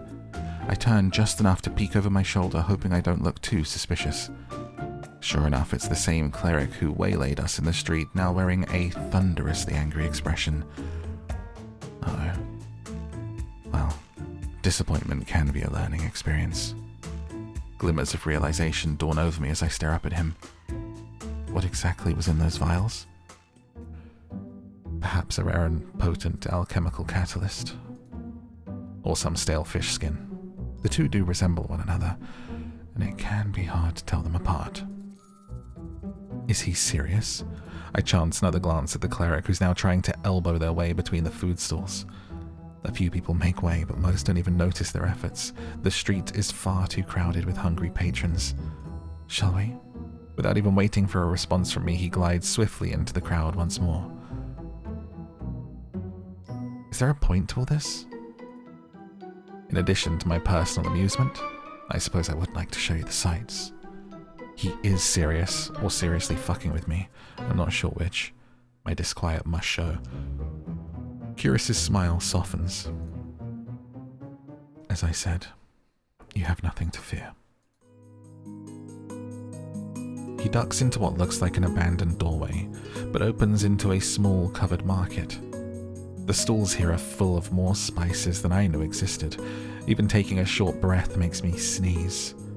Kuras slows his pace, occasionally pausing to examine the insistent hawker's wares. Wait. He looks up from a display of livid red leaves, each as long as my forearm. You said I have nothing to fear, but everyone in Eridia seems wary of the Senobium. People fear the obvious trappings of power. Wealth, force, or a hideously ostentatious tower. For my part, I find such trappings merely disappointing. The Senobium once had great potential. They squandered it decades ago in the pursuit of trinkets, pleasure, and petty tyranny. Their narrow, prosaic interests have rendered them blind to all else that moves. I think that's the most I've heard Kuras say on any topic. You sound like you know them well. Kuras lets out a long, low sigh. You miss little. Familiarity breeds contempt, and I'm more familiar with the Senobium's crude methods than I would like. Now I'm getting somewhere, something beyond vague warnings or swift deflections. I decide to press the point while I have the chance. Familiar how? Kuras stops right in front of a display of pickled fruits, and I nearly run into his back. He steps aside at the last moment. His arm rests gently but firmly on my waist. I tense, but he's careful to avoid my bandaged hands. Our pursuer refuses to take no for an answer. Him again? I thought we'd lost them in the crowd. I crane my neck to look for the cleric, but Kuras shakes his head. This way. The next street over seems to be home to the high-end brothels. It's full of steep stairways and shadowy passages, perfect for discreet trysts or losing a persistent tail. Pink curtains and painted facades sprawl around me like giant, colourful warren. It only takes a few more twists and turns down blind alleys and narrow walkways before I'm completely turned around. Kuras, however, seems to be following some map in his own mind. He takes each turn with swift confidence, guiding me with the occasional nudge. The gaps between teetering buildings can hardly be called alleys, so narrow we have to pass through single file. Just a little further. The effortless grace with which he moves is almost infuriating. It takes every ounce of concentration I have just to avoid tripping over loose tiles, discarded clothes, and unidentifiable rubbish. Meanwhile, his long legs almost seem to float over every obstacle. His clothes are still completely pristine despite the soot-stained walls on either side. How the hell does he do it? I'm still trying to puzzle it out when I realize how warm it is, with me practically tripping on his heels. The tiny gap between us seems to radiate heat, like beating midday sun on the longest day of summer. Stay close. I definitely don't want to get lost here. I stay as close to Kuras as I can, without actually touching him. I promise, I will not lose you. Was I that obvious? Our eyes meet, and despite my best efforts, I find it hard to hold his gaze. I've never seen eyes like his. Despite our dark and dingy surroundings, it's like Kuras radiates his own light whenever he looks at me. Thank you for indulging me. I believe we've lost our tail. It's much quieter on the edges of the Amaryllis district, and the deals in the shadows look shadier. Did you enjoy your impromptu tour? Relief escapes me in a tired laugh. After the day I've had, playing keep away from a Senobium cleric seems almost normal.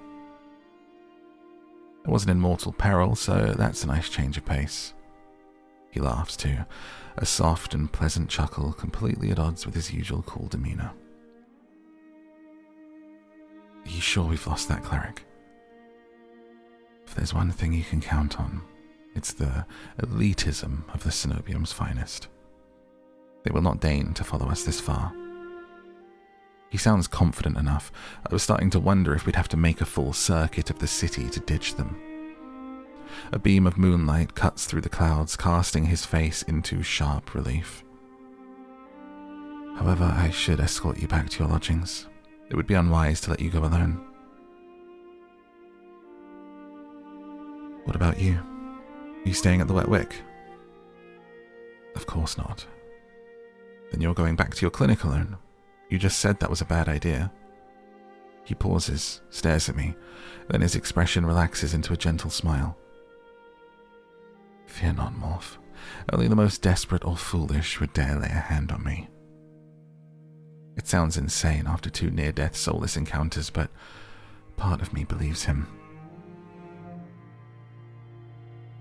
The few people who are still out huddle beneath street lamps and doorways, desperate to be as close to safety as possible.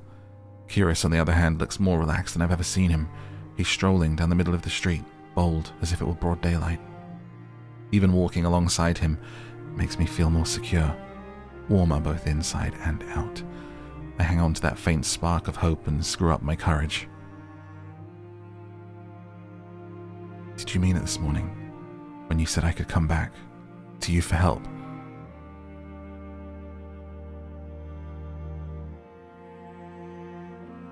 Every word.